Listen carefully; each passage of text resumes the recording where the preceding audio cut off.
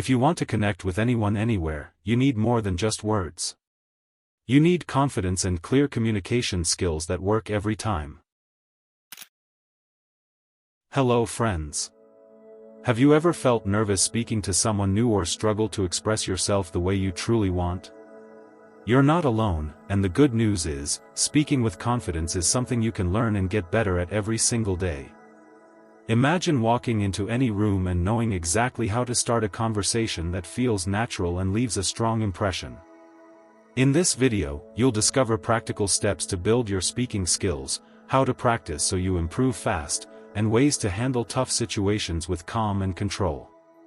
If you're ready to stop holding back and start speaking up with power and clarity, keep watching. This is your chance to master communication and open doors you never thought possible. Chapter 1: Build genuine curiosity to connect deeply with others. There is a powerful truth in human connection that often goes unnoticed. When genuine curiosity takes hold, it transforms every conversation, every encounter, and ultimately, your entire life. Most people approach speaking to others with a script in their mind, rehearsing what to say, how to sound smart, or how to impress. This surface-level interaction leaves conversations flat, leaving both sides feeling unseen and unheard. Real connection, the kind that lights up a room and leaves a lasting impact, begins not with what you say but with how deeply you care to know the other person. Curiosity is the secret weapon that unlocks this level of connection, and mastering it will change how you speak to anyone with confidence. Imagine walking into a room and effortlessly engaging with strangers, old friends, or even difficult acquaintances because your mind is open and genuinely interested. Your conversations flow naturally, filled with thoughtful questions and sincere attention. The anxiety about what to say disappears because your focus is on understanding, not performing. This is not just wishful thinking, it is a skill, a mindset that can be trained and strengthened. The path to becoming a confident speaker who connects deeply starts with building genuine curiosity. Curiosity is more than just asking questions, it is an active, intentional way of being with others. It requires stepping outside your own inner world, your ego and your assumptions. Instead of waiting for your turn to talk or silently planning your next statement, curiosity calls you to truly listen and seek to understand.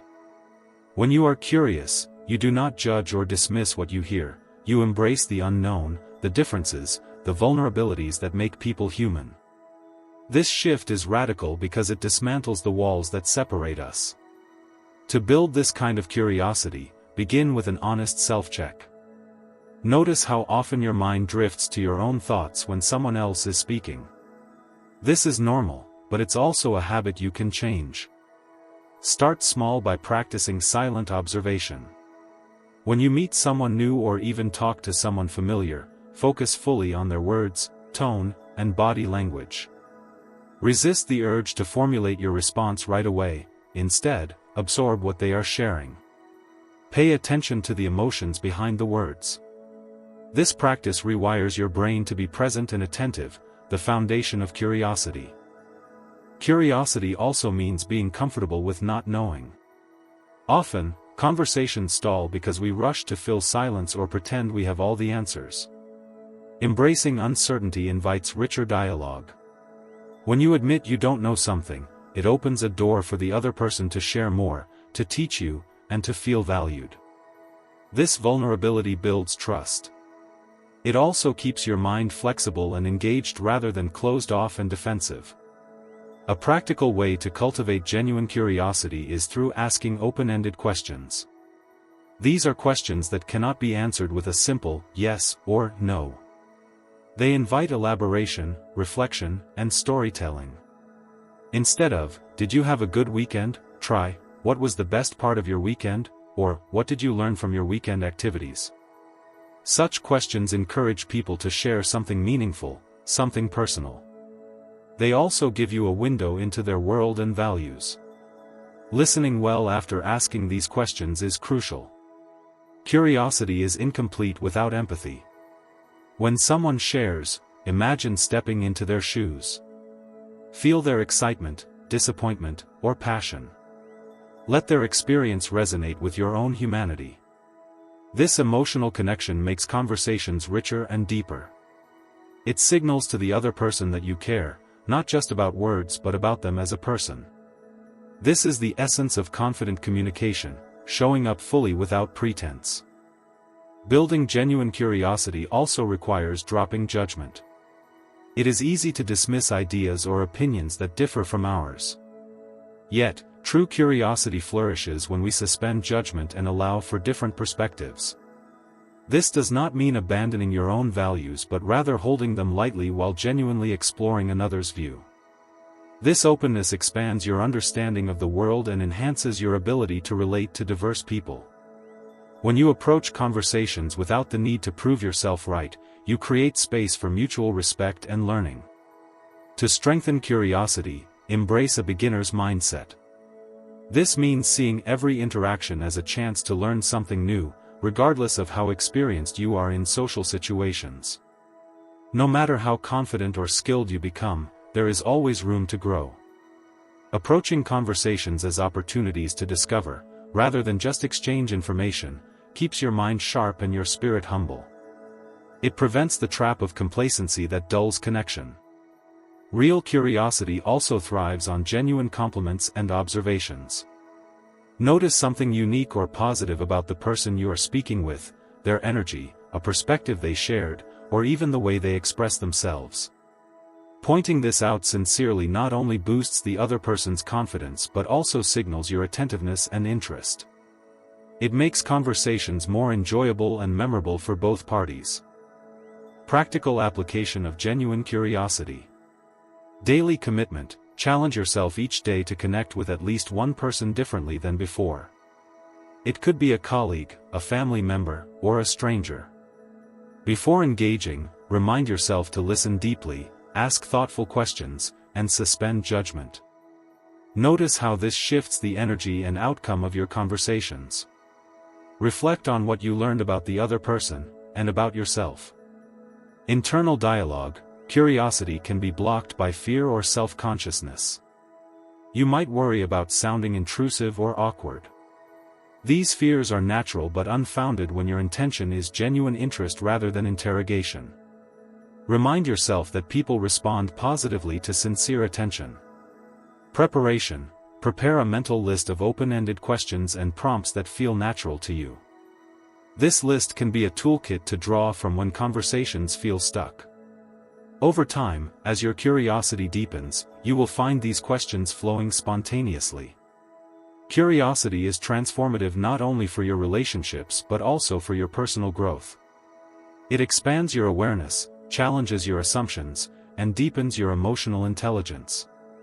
Each conversation becomes a chance to practice humility, patience, and kindness. These qualities strengthen your resilience and enrich your daily life. You begin to see communication not as a performance but as a gift, a way to learn, connect, and grow. When curiosity is authentic, it cultivates confidence from within. You no longer need to impress or dominate conversations, your presence and attentiveness speak volumes. This kind of confidence is quiet but powerful. It invites others in rather than pushing them away. It creates a space where ideas and emotions can flow freely. This freedom is the foundation of effective communication. To stay motivated, reflect on past conversations where you felt truly connected and heard. Remember the feelings of warmth, understanding, and trust. Use these memories as fuel to keep building curiosity. Celebrate small wins, like making a new acquaintance feel comfortable or discovering something surprising about someone you thought you knew. These moments are proof that genuine curiosity works. In moments of doubt, recall that curiosity is a choice you make every time you speak. It requires effort but offers rich rewards. It is a discipline that can be cultivated like any skill. The Stoics remind us that mastery begins with small, consistent actions. Speaking confidently and connecting deeply is no different. Each conversation is a step on this journey. Ultimately, building genuine curiosity is about mastering yourself as much as mastering communication. It calls for quieting your ego, opening your heart, and sharpening your mind. It means prioritizing connection over control and understanding over judgment. This mindset shift transforms not only how you speak but who you become. It makes you more resilient, compassionate, and wise. This chapter is an invitation to practice curiosity as a daily habit. Start now by observing one person in your life with fresh eyes.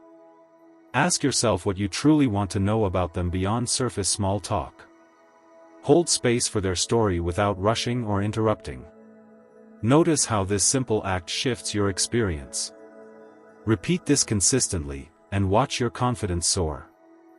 The power to speak to anyone with confidence begins with the desire to know them deeply. Genuine curiosity is your gateway to that power. It is not about changing others but about changing how you engage with the world. When curiosity leads, conversations become opportunities, relationships become richer, and life becomes more meaningful. This is the first step on a path of lifelong growth and connection. Take it with intention and courage. Chapter 2: Practice active listening to understand before responding. Most people listen with the intent to reply, not to understand, and that's why most people never truly connect.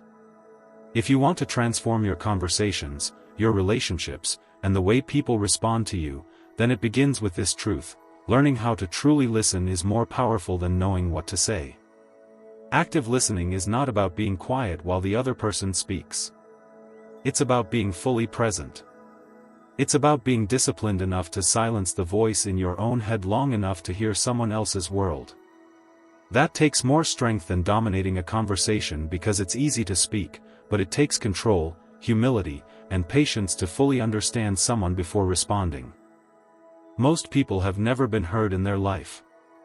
You want to become someone who gives people that gift, not to impress them, but to build something real. When someone speaks, there's always more than just words. There's emotion, there's meaning between the lines, there are insecurities, fears, dreams, and struggles hiding behind what they choose to say and how they say it. And if you're not paying attention, if you're just waiting for your turn to speak, you'll miss all of it. You'll miss the chance to really understand what that person is trying to share with you. If you want to be respected, trusted, and remembered, train yourself to care enough to hear what others are really saying. When someone feels understood, walls come down, defensiveness fades, and trust is born. And that trust is what opens the door to deeper conversations, influence, and real connection. Think about the last time someone really listened to you. Not someone who nodded while looking at their phone, not someone who gave you generic advice, but someone who gave you their complete attention, looked you in the eye, and truly tried to understand your perspective. That moment probably felt rare, maybe even healing. That's the power of active listening. It makes people feel seen. And most of the time, people aren't asking for advice, they just want to feel understood. The discipline of active listening means you don't interrupt, you don't judge, you don't try to fix or outdo their story. You pause your own ego and become a mirror that reflects back their thoughts, their emotions, their reality. When you listen like that, something powerful happens. People open up. They drop their guard. They go deeper. And the conversation stops being small talk and starts being real talk. It takes effort to stop planning your response while someone is still speaking. It takes awareness to catch yourself when your mind wanders. But that's the practice. The more you catch yourself drifting, the stronger your focus becomes over time. It's not about being perfect, it's about being present. Every moment you give someone your undivided attention, you build a bridge of trust that words alone can't create. Listening to understand means asking questions that invite more depth, not questions that just fill silence. Instead of rushing to your own opinion, ask, "What was that like for you?" or, "Can you tell me more about that?" You give people space to express things they may not even realize they needed to say. And when you do that, you become someone they want to talk to, not because you're entertaining, but because you're real. People are starving for connection in a noisy world. They don't need more talking heads, they need people who are present, people who make them feel heard, not judged, people who see them not just for who they are but for who they're trying to become. That's what active listening gives you the power to do, not just to hear someone's words, but to see their heart behind those words. One of the greatest forms of respect is listening.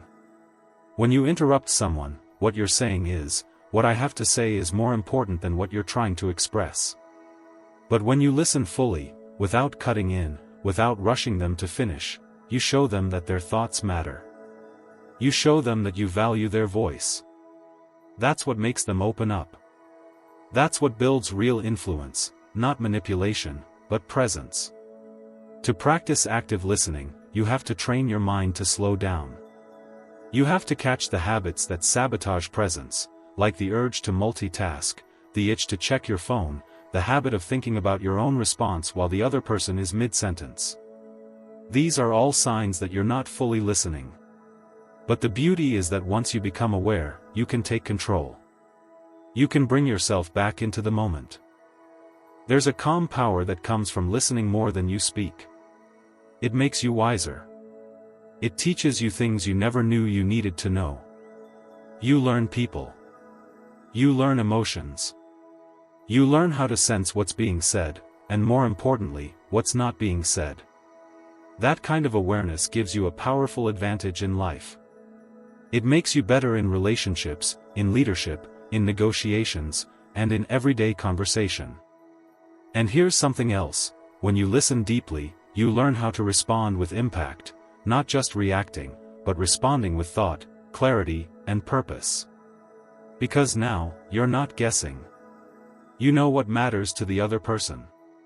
You've seen their concerns. You've heard their story. And now, you can speak into that space with confidence, because you're not speaking at them, you're speaking to what's real for them.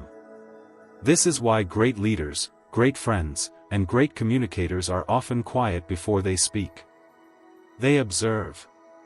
They listen. They absorb everything. Then, when they speak, their words carry weight, not because they talked a lot, but because they understood deeply. That's the kind of person you want to become, not someone who says the most, but someone who speaks with precision and meaning because they took the time to listen first. The way you listen teaches people how safe it is to be themselves around you. If you listen with judgment, people shrink. If you listen with ego, people hide. But if you listen with openness, people bloom. They say things they've never said before. They become more of who they are. And in turn, you get to see people's real character, not their mask, but their truth. This kind of listening requires humility.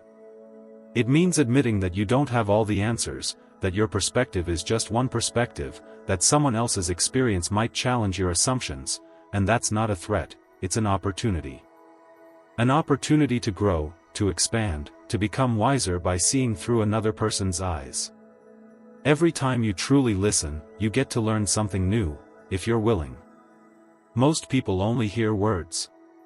But those who are disciplined enough to listen beyond the words gain a rare kind of influence. They become trusted. They become sought out.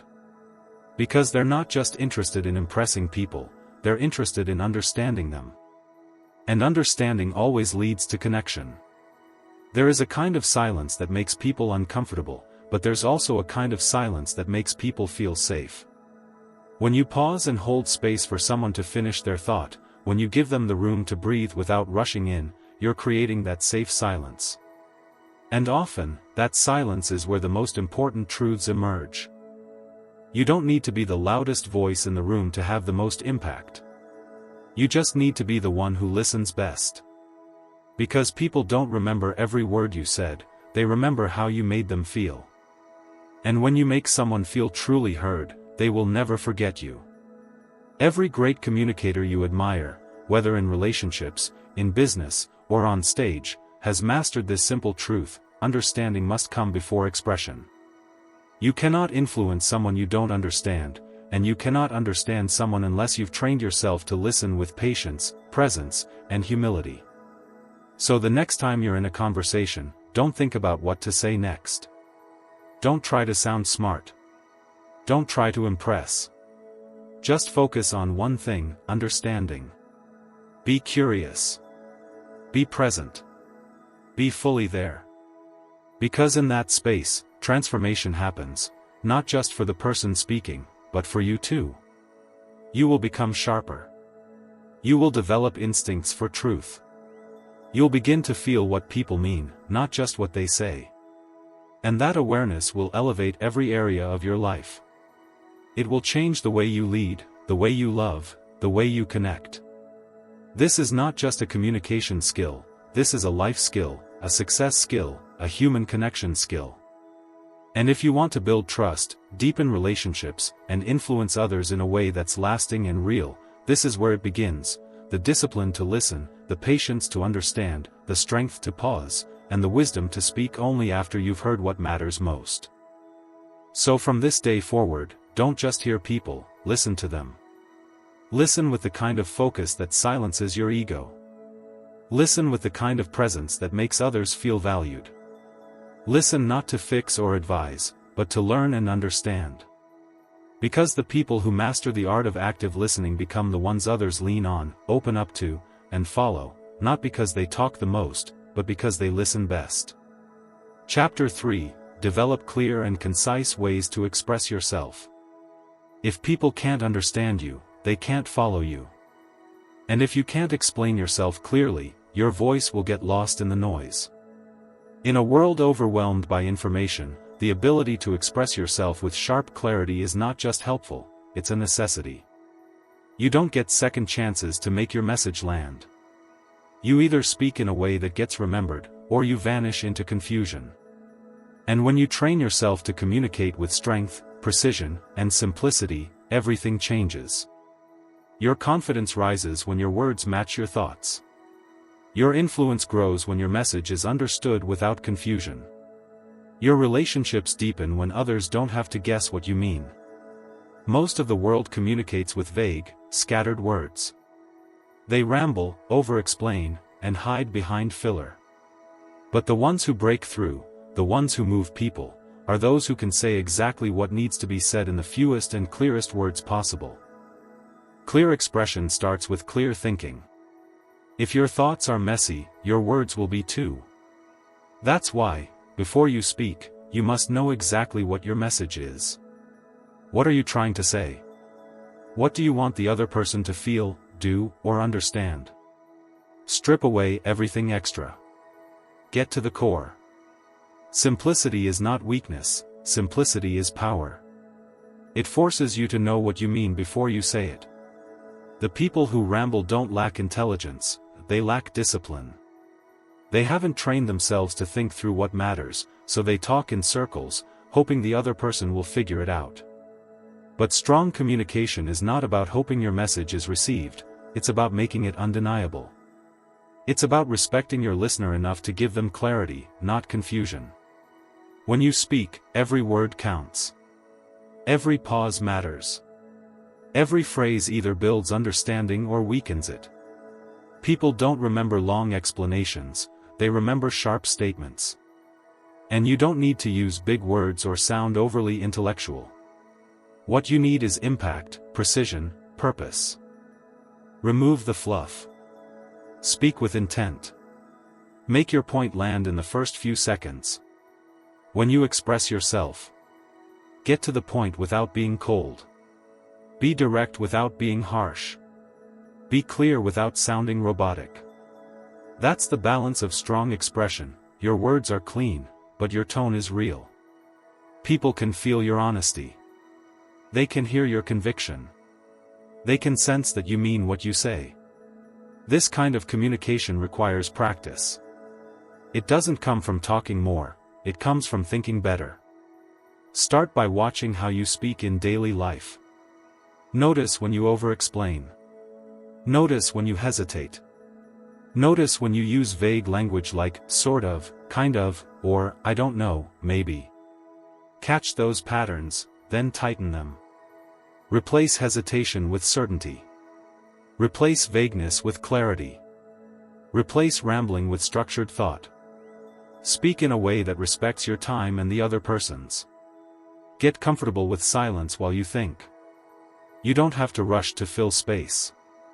Pausing before you speak shows strength, it shows you value your words enough to think them through. And when you do speak, make it count. Make your words land.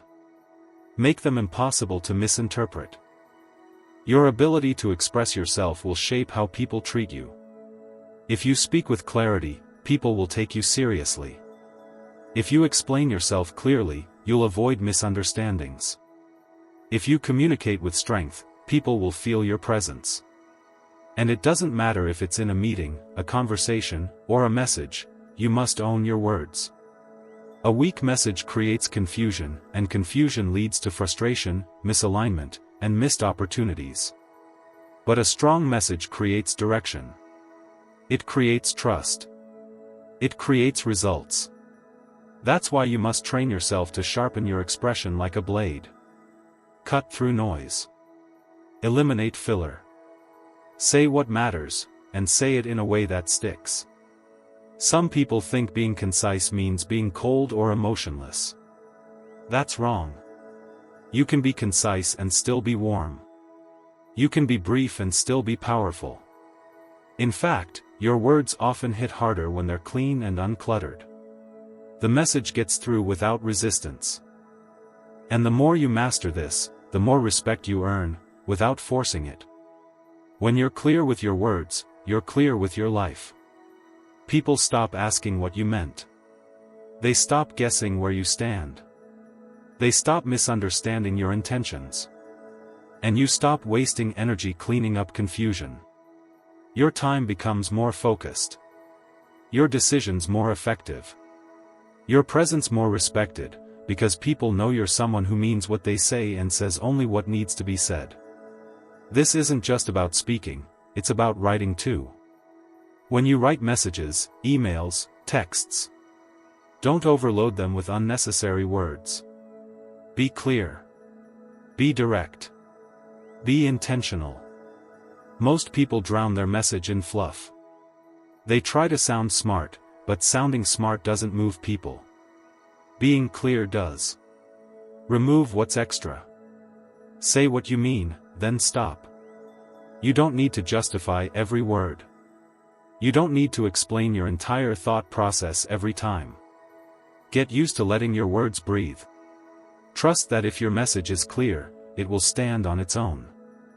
Clarity builds authority. And authority doesn't beg to be understood, it commands it. Start practicing by asking yourself, if I only had one sentence to express this idea, how would I say it? That exercise forces you to find the essence. And once you can say it in one sentence, everything else becomes easier.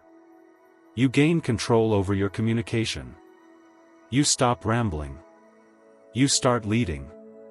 Strong expression is not about talking more, it's about talking better. Say less. Mean more. Use fewer words. Deliver greater impact. Every word should carry weight. Every sentence should drive the message. Eliminate the noise. Amplify the signal. That's how your message gets remembered. And remember, people don't just listen with their ears, they listen with their emotions. If your words are full of doubt, hesitation, or confusion, they feel that. If your words are clear, direct, and filled with purpose, they feel that too. So, speak with belief. Speak with energy. Speak with self-respect. When you believe in your message, others will too. You have something to say, something important. But if your message is buried under clutter, no one will hear it. Don't let your voice be drowned in uncertainty. Don't let your words work against you. Take control of how you express yourself, not tomorrow, not later, now. Refine how you speak. Refine how you write. Refine how you show up. Start noticing the difference between when people listen and when they tune out. Pay attention to the power of silence, the effect of strong sentences, the impact of presence. Watch what lands. Study what works. Then practice it until it becomes your new standard. It won't be easy at first. You'll catch yourself slipping into old habits. You'll notice your thoughts scatter. But with repetition, clarity becomes your instinct. With focus, strength becomes your tone. With intention, impact becomes your result. And when you master this, when your words are clean, clear, and confident, you won't need to talk louder. You won't need to convince anyone. You'll speak once, and they'll understand. You'll explain, and they'll follow. You'll lead, and they'll respect it. People trust clarity. People respond to confidence. People follow those who speak with purpose. And that's what you're building, the skill to communicate in a way that inspires action, earns respect, and leaves no room for confusion. So don't wait. Don't doubt. Start now. Train yourself to be the kind of person who doesn't just talk, but expresses truth with precision. This one skill, developing clear and concise expression, will elevate everything. Your career. Your relationships. Your leadership. Your life. Because when your words are sharp, your world becomes sharper. And that clarity will lead you exactly where you want to go. Chapter 4. Cultivate confident body language that invites engagement. People see you before they hear you, and your body speaks long before your mouth does. If you want to be taken seriously, if you want people to feel your presence the moment you walk into a room, then you must train your body to communicate strength, certainty, and openness. Confidence isn't just something you say, it's something you show. And those who learn how to move, stand, and present themselves with power are the ones who instantly command attention without begging for it. You don't need to be loud to be noticed, you need to be solid. You don't have to be perfect, you have to be composed. You don't need everyone to agree with you, you need to show that you agree with yourself. That's what body language reveals, it reflects your inner world in a way that words never could. You can fake a smile, but you can't fake presence. You can rehearse a speech, but you can't rehearse integrity.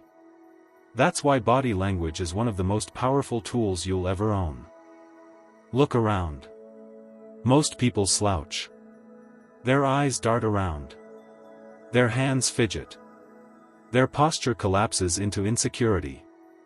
Without even saying a word, they've told the world, "I'm unsure of myself." And when the body gives off weakness, the message gets dismissed. But when your body radiates certainty, when your posture stands firm, your head stays high, your eye contact is steady, you don't have to say much at all. You walk in, and people feel that you're someone worth listening to. The way you carry yourself influences how others treat you, how they respond to you, how they remember you. Think about it, have you ever met someone who didn't say much, but their posture, energy, and focus made you instantly respect them? That's not an accident. That's the power of practiced presence. That's what happens when your body language aligns with your confidence. And the good news? This can be developed. Confidence is not something you're born with, it's something you build step by step through deliberate action. The moment you start paying attention to how you sit, stand, walk, and hold yourself, you begin changing the signals you send to the world. And more importantly, you change how you feel about yourself. Straighten your back. Lift your chin. Take up space. Ground your feet. Move with intention. Make eye contact that shows you're listening, not just watching. These are simple actions, but they make a massive difference because they don't just shape how others see you, they shape how you see yourself. Your body trains your mind. If you carry yourself like someone who matters, you begin to believe it. And when you believe it, others follow that lead. Confident body language is not about arrogance. It's not about being stiff or robotic. It's not about being fake. It's about being in control of your energy. It's about being rooted in self-respect. When you take command of your body, you stop apologizing for existing. You stop shrinking to fit someone else's comfort zone. You stop seeking approval. Instead, you begin inviting engagement. You begin showing people that you're worth connecting with, not because of your words, but because of the energy you carry. And that energy isn't loud, it's stable. It doesn't chase attention, it earns it. You don't have to prove yourself when your presence already does. That's why people who cultivate strong body language often speak less but say more. Their silence carries weight. Their gestures are clean, minimal, and precise. Their stillness radiates confidence. And it's not because they're trying to impress anyone, it's because they've done the work to believe in themselves. Everything starts with awareness. Begin observing your body like an outsider. Notice how you stand when you feel uncertain. What your hands do when you're nervous. How your posture shifts when you walk into a room of people. That self-observation is the foundation, because once you see the patterns, you can break them. And when you break them, you build new ones that serve you better. Practice keeping your shoulders back and your chest open, not in a forced way, but in a relaxed, powerful way. Your head level, not tilted down. Stillness is underrated. Most people are constantly in motion, shifting, twitching, looking around. But the one who can stay still, centered, and calm under pressure? That's the one who controls the room. And remember, your facial expressions matter just as much. A neutral, relaxed face projects control. A soft but direct gaze signals connection. A slight smile, not one that begs for approval, but one that reflects quiet confidence, can break down walls. You don't need to exaggerate anything. Real confidence never looks forced, it looks calm. It looks grounded. And when it's time to move, move with purpose. Don't fidget. Don't over-gesture. Don't shrink. Move like someone who knows where they're going, even if you don't yet. Stand like someone who's already earned their place, even if you're just getting started. Because eventually, you will catch up to the image you project if you keep aligning your actions with your vision. This isn't just about posture, it's about identity. How you show up physically shapes how you live emotionally. If you walk like a leader, you start to think like one. If you stand like someone with self-worth, you start acting like it. Your body teaches your brain. And the more you align your physical presence with your inner standards, the more powerful you become. When you train your body language, you're not pretending to be someone else. You're stripping away everything that's held you back from being fully yourself. You're removing the hesitation, the doubt, the fear of judgment. You're stepping into the version of you that's already capable, already worthy, already strong. And that version doesn't beg for attention, it attracts it. The world is drawn to people who are comfortable in their own skin. And comfort doesn't come from being perfect, it comes from being real. From knowing that you don't have to shrink or hide. From knowing that you have something to offer. From knowing that your voice matters and your presence adds value. That's what confident body language communicates, without saying a single word. So when you walk into your next conversation, let your body speak first. Let it speak assurance. Let it speak integrity. Let it speak strength. Stand tall, not to intimidate, but to demonstrate inner control. Breathe deeply, not to look calm, but to actually be calm. Make eye contact, not to challenge, but to connect.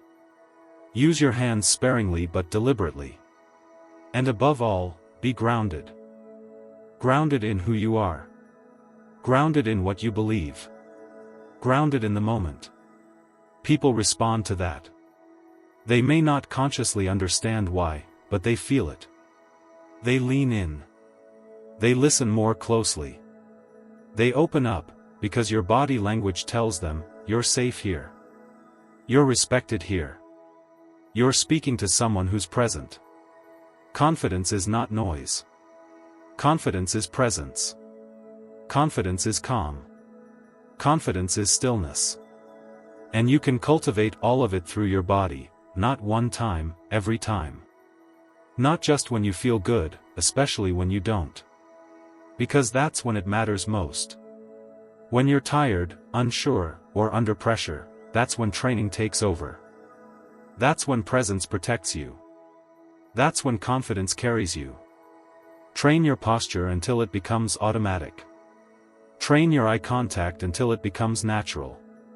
Train your stillness until it feels like strength. And train your energy until it invites people toward you, not pushes them away. That's how leaders are made.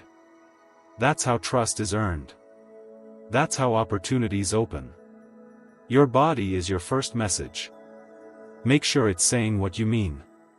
Make sure it reflects who you want to be.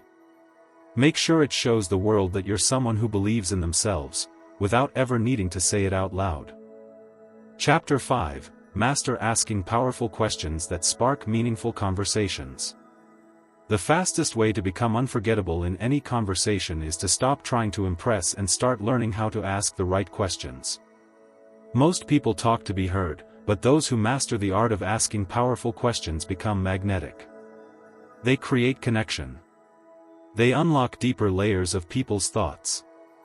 They go beyond surface-level small talk and tap into something real, and that's where relationships, influence, and respect are built.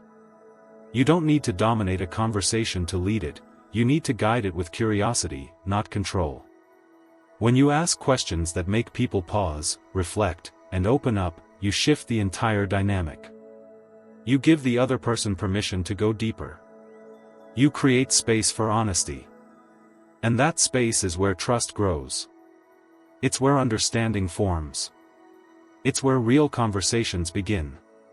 Think about the last time someone truly asked you a meaningful question, one that made you think, not just react. Maybe it surprised you. Maybe it challenged you. Maybe it showed that they actually cared about what you had to say. That's the impact of a powerful question. It moves the conversation out of autopilot and into something authentic. It breaks the rhythm of surface talk and turns the moment into something that matters. Most people ask questions just to fill silence. How's it going? What's new? Busy day? These are safe, automatic, and forgettable. But powerful questions are intentional. They're designed to reveal something valuable. They're rooted in curiosity, not convenience. And when you learn how to ask them, you elevate every conversation you're part of. You stop being just another voice and become someone who pulls clarity, insight, and depth out of others. Questions can unlock someone's purpose, challenge limiting beliefs, create breakthroughs. But only if you care enough to ask them with presence. Don't just throw out words to sound smart. Ask questions that create impact. Questions like, what's been on your mind lately that you haven't talked about? What's something you've learned recently that shifted how you see the world? What's a challenge you're proud of overcoming that most people don't know about? These kinds of questions invite people to drop their guard and reveal something real. And here's the truth, when you ask deep questions, people associate that depth with you. They remember how you made them feel. They remember the insight they got because you pulled it out of them. And they feel seen, heard, and valued. That's what sets you apart, not how much you say, but how deeply you listen and how precisely you ask. Mastering powerful questions requires more than memorizing a list. It takes intention, genuine interest, being fully present in the moment, noticing what someone is really saying, not just their words, but their tone, their emotion, their silence. Great questions don't come from your mouth first, they come from your attention. You have to listen so closely that the next question reveals itself. When someone tells you about a goal, don't just nod and move on. Ask them why that goal matters, how they plan to get there, what's holding them back, what would change if they actually achieved it. These kinds of follow-up questions go beneath the surface and show that you're not just hearing them, you're engaged. And when someone opens up about a struggle, don't rush to fix it. Ask questions that help them reflect. What's the hardest part about that for you right now? What have you tried so far that's helped? What would support look like for you? These are the kinds of questions that build connection and trust because they come from empathy, not ego. Great questions don't need to be complex, they just need to be honest. Sometimes the most powerful questions are also the simplest. What do you need right now? What are you afraid of? What's most important to you in this season of your life? These are questions that bypass small talk and go straight to the heart. The key is not just what you ask, but how you ask. Your tone matters. Your timing matters. Your presence matters. If you ask with judgment, people shut down. But if you ask with genuine care, people open up. If you ask to expose someone, they'll resist. But if you ask to understand them, they'll trust you. That's the difference between manipulation and connection. And don't ask questions you're not ready to sit with. If you ask something deep, be prepared for silence. Be patient. Don't rush to fill the gap. Let the question land. Let the other person breathe. Let them search for their truth. That pause might feel uncomfortable, but it's in that pause where honesty is born. The longer you can hold space, the deeper the response you'll receive. When you make powerful questions a habit, you become a better leader, a better partner, a better communicator. You become someone who helps people think more clearly and feel more understood. And that's one of the greatest gifts you can give: your presence, your attention, and your ability to unlock someone's inner clarity through the questions you ask. In every conversation, there's an opportunity to spark something meaningful. It's not about having the right answers, it's about asking the right questions. Questions that don't just skim the surface but dive into the truth. Questions that don't just move the conversation forward but make it worth remembering. That's the difference between noise and impact. Between passing time and creating value. Start by becoming curious again. Drop the need to always sound impressive. Let go of the pressure to always have something clever to say. Instead, be the one who seeks to understand. Be the one who listens deeply. Be the one who pauses before responding. And in that pause, let your questions rise, not from habit, but from heart. Ask about what matters. Ask about what's unspoken. Ask about what lights someone up or weighs them down. Ask with care. Ask with presence. Ask with courage. And then listen like their answer could change your life, because sometimes it just might. This is how meaningful conversations are built, not with volume, but with value. Not with performance, but with purpose. And the more you practice, the more natural it becomes. You'll find yourself drawing people in, not because of how you speak, but because of how you ask. You'll become a mirror that reflects others back to themselves, clearer, more confident, more aware. That's the power of asking well. It doesn't just connect you to others, it transforms them. It transforms you. Because when you become the kind of person who seeks truth, you start to speak it. When you become the kind of person who invites depth, you start to live with it. And when you make asking meaningful questions a daily practice, you begin to shape every interaction into something that matters. Chapter 6: Learn to manage anxiety and speak calmly under pressure.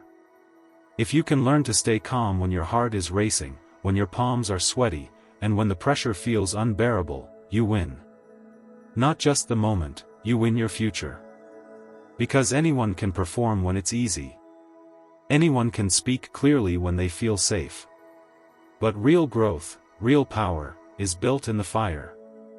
It's built when you choose to steady your breath, speak with presence, and show up with clarity when your mind wants to run away. The truth is, pressure doesn't destroy you, your reaction to it does. Most people panic not because the situation is too intense, but because they haven't trained themselves to slow down their internal chaos. They haven't built that calm core, that center of gravity, that unshakable space within themselves where clarity lives no matter what's going on outside. If you want to stand out in this noisy world, you need to become someone who doesn't crumble in chaos. You need to become someone who can face tension and still express themselves with composure. That's what separates leaders from the rest. It's not about being fearless, it's about being steady in the face of fear. It's about being able to organize your thoughts, access your voice, and deliver your message clearly, even when your nerves are screaming. Anxiety doesn't go away because you wish it would. It weakens because you face it again and again until it learns that you're not afraid of it anymore. Every time you speak when your voice is shaking, you take back power. Every time you breathe through a storm instead of running from it, you grow more unshakable. And that confidence begins to show in the way you stand, in the way you listen, in the way you respond instead of react. To speak calmly under pressure, you have to stop giving your power to the fear of what could go wrong. You need to bring your focus back to what you can control. Your breath. Your tone. Your words. Your posture. You can't control how people will receive your message, but you can control how clearly you deliver it. You can slow your breath so your mind doesn't race. Ground yourself so your presence stabilizes the moment. And when you do that consistently, pressure starts to feel familiar, not like a threat, but like a signal that you're growing. When you speak under stress, don't try to fake confidence, that's what people get wrong. Real calm comes from acceptance, not avoidance. Accept that you feel nervous. Acknowledge that your body is responding. Then decide to act anyway. Breathe. Pause. Speak slower. Let your words come from a place of intention, not impulse. That pause is your power, it creates space between the pressure and your performance. The people who command the most respect are often the ones who say less but with more weight. They don't rush to fill silence. Don't over-explain. Don't let anxiety dictate their pace.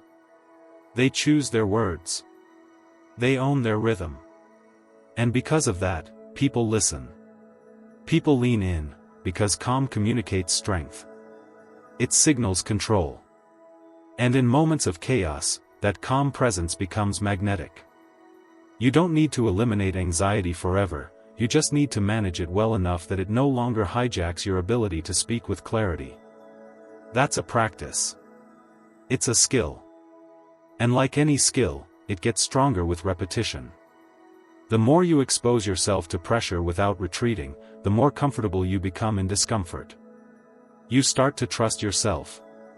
You start to realize that nerves are just energy, and you can channel that energy into clarity, not confusion.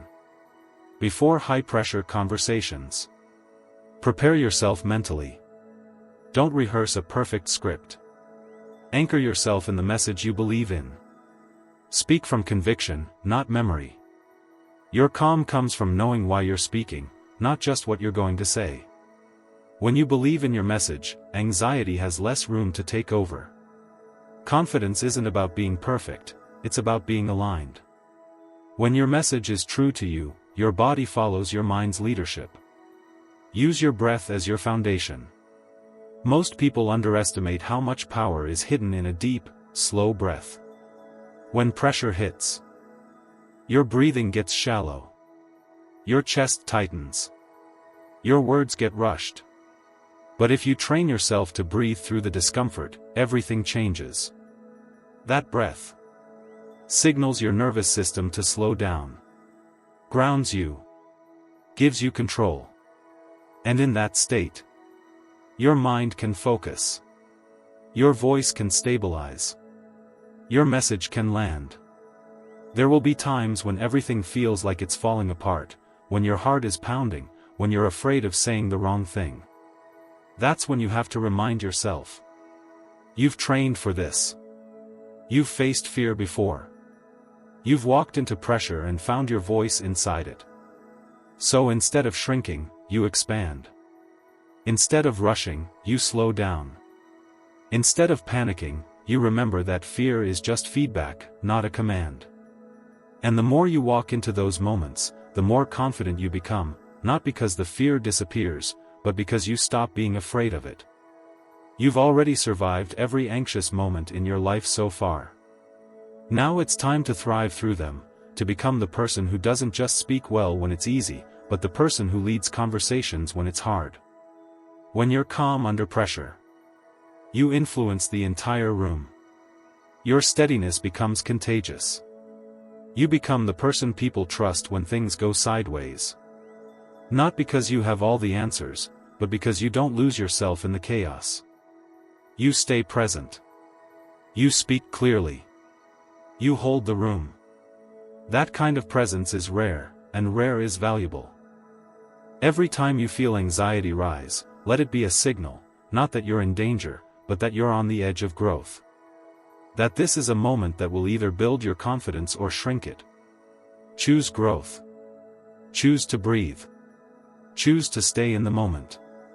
Choose to speak, not to impress, but to express. Let your words be simple. Let them be honest. And trust that calm is more powerful than cleverness. The people who rise under pressure are not the ones who try to avoid fear. They're the ones who face it, feel it, and still move forward with intention. You have that in you. You've already overcome more than you give yourself credit for. Now it's time to develop a new relationship with pressure, not as something to escape, but as a forge that refines your clarity, your poise, and your voice. This is your edge. This is where you grow. Every anxious moment is a training ground. Every high-stress situation is a rehearsal for the confidence you're building. Don't waste those moments by retreating, use them. Let them sharpen your focus. Deepen your breath. Reveal just how steady you can become. Because the more you speak calmly under pressure, the more powerfully your voice will carry, and not just in words, but in presence, in energy, in the way people feel when they're around you. And that impact, once built, lasts far beyond the moment. It becomes part of who you are. A calm force in a chaotic world. A voice of reason in the storm. A presence that doesn't flinch but leads. Chapter 7. Use storytelling techniques to captivate and influence listeners. Stories are the most powerful tool you have to influence, connect, and leave a lasting impact. And if you don't learn how to tell yours, someone else will define your voice for you. People forget facts. They forget data. They forget long explanations. But they remember a good story. They remember how you made them feel. They remember the image you painted in their mind. They remember the emotion you stirred in their chest. That's your advantage. That's how you grab their attention and hold it. When you speak in stories, you bypass resistance. You don't force someone to agree with you, you invite them into an experience. You allow them to see the world through your eyes for a moment. And if you do it well, that moment can shift their thinking forever. You don't have to be a writer, a speaker, or a performer to master storytelling. You just need to know how to be real. You need to know how to bring a moment to life with purpose, precision, and presence. You've lived through moments that taught you lessons no textbook could replicate. Those moments of pain, of triumph, of realization, are the gold.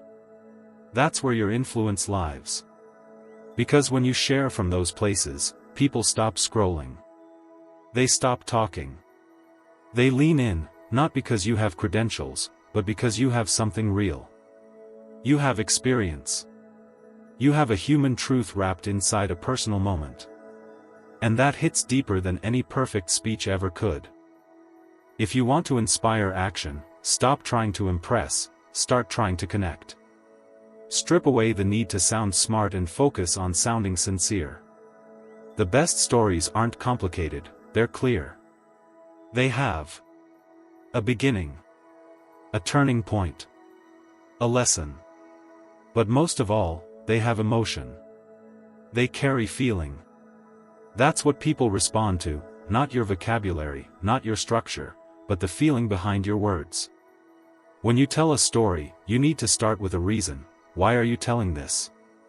What do you want them to walk away with? If you're just talking to talk, you'll lose them. But if every word is leading them to a message that matters, you'll hold them all the way through. The story is the bridge. The lesson is the destination. And if you guide them with authenticity, they'll want to follow you all the way to the end.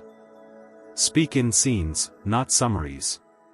Don't just say, "What happened?" Bring us into the moment. What did you see? What did you hear?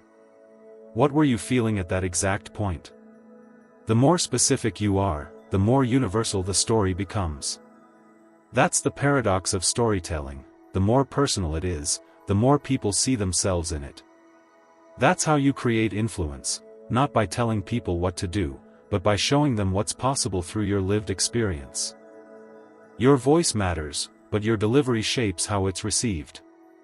If your tone is flat, your story will fall flat. If your energy is low, your message won't land. You need to bring the story to life with your voice, your body, your pace. Let the emotion rise and fall naturally. Let the silence speak when it needs to. Let your words breathe. Storytelling isn't about rushing, it's about rhythm. It's about knowing when to pause, when to drop the punchline, when to let a moment linger. And you have to practice. You can't expect to be compelling if you only tell your story in your head. You need to share it out loud, over and over again, until the words feel like a part of you. Until you're not thinking about the lines, you're feeling the message. That's when you know it's ready. That's when you know it's real. And when it's real, it reaches people. Don't wait until your life is perfect to start telling your story. That day never comes. The messy moments are what people relate to. The setbacks. The failures. The doubts. Those are the chapters people connect with most. No one is moved by a flawless image. They're moved by vulnerability. By honesty. By the courage it takes to say, "This is what I went through, and here's what it taught me." You can turn any ordinary moment into something unforgettable if you frame it with meaning. You don't need some dramatic movie scene life to be a storyteller. You just need to pay attention. Every day gives you material. Every conversation. Every challenge. Every decision. The world is handing you stories constantly. Your job is to capture them, shape them, deliver them with intention. Influence doesn't come from noise, it comes from resonance. It comes from the moment someone hears your story and thinks, "That's exactly how I feel, but I didn't know how to say it." That's how you build trust. That's how you create impact. You give people language for their own experiences. You help them see themselves more clearly by sharing yourself fully. Great storytellers don't try to be everything to everyone. They know who they're speaking to. They focus their message. They aim their story like an arrow, not a scattershot. And because of that precision, they hit deeper. Your story doesn't have to reach everyone, it just has to reach the right ones. The ones who need to hear it at the exact time you're willing to share it. Don't underestimate your life. Don't overlook the value in what you've lived through. The very thing you think is too small or too personal might be the exact story someone else needs to hear to break through their own fear. So share it. Speak it. Write it. Deliver it with presence and purpose, not because you want attention, but because you have something worth giving. When you master storytelling, you unlock a secret weapon. You stop sounding like everyone else. You stop being forgettable. You start becoming someone whose voice carries, whose message lingers, whose presence makes a difference. That doesn't come from information, it comes from transformation. And every powerful story carries transformation inside it. People don't want to just know what you did, they want to know what you felt, what you learned, how it changed you. Give them that. Open the door to the inner world, not just the outer results. Show the tension. Reveal the conflict. And then walk them through the resolution. That arc, of struggle to growth, is what gives your story its power. That's the structure that stays with people. You can tell stories that shift a person's perspective in one conversation. You can tell stories that make people feel seen, understood, motivated. But only if you're willing to go there. You can't inspire transformation in others if you're afraid to speak your truth. You can't change lives if you stay on the surface. Go deeper. Get clearer. Speak bolder. You don't need permission to own your voice. You don't need approval to express what you've lived. Every time you tell your story with clarity and courage, you make it easier for someone else to do the same. That's how movements begin. That's how culture shifts. That's how legacies are built, not with data, not with perfection, but with story. When you master storytelling, you unlock a secret weapon. You stop sounding like everyone else. You stop being forgettable. You start becoming someone whose voice carries, whose message lingers, whose presence makes a difference. That doesn't come from information, it comes from transformation. And every powerful story carries transformation inside it. People don't want to just know what you did, they want to know what you felt, what you learned, how it changed you. Give them that. Open the door to the inner world, not just the outer results. Show the tension. Reveal the conflict. And then walk them through the resolution. That arc, of struggle to growth, is what gives your story its power. That's the structure that stays with people. You can tell stories that shift a person's perspective in one conversation. You can tell stories that make people feel seen, understood, motivated. But only if you're willing to go there. You can't inspire transformation in others if you're afraid to speak your truth. You can't change lives if you stay on the surface. Go deeper. Get clearer. Speak bolder. You don't need permission to own your voice. You don't need approval to express what you've lived. Every time you tell your story with clarity and courage, you make it easier for someone else to do the same.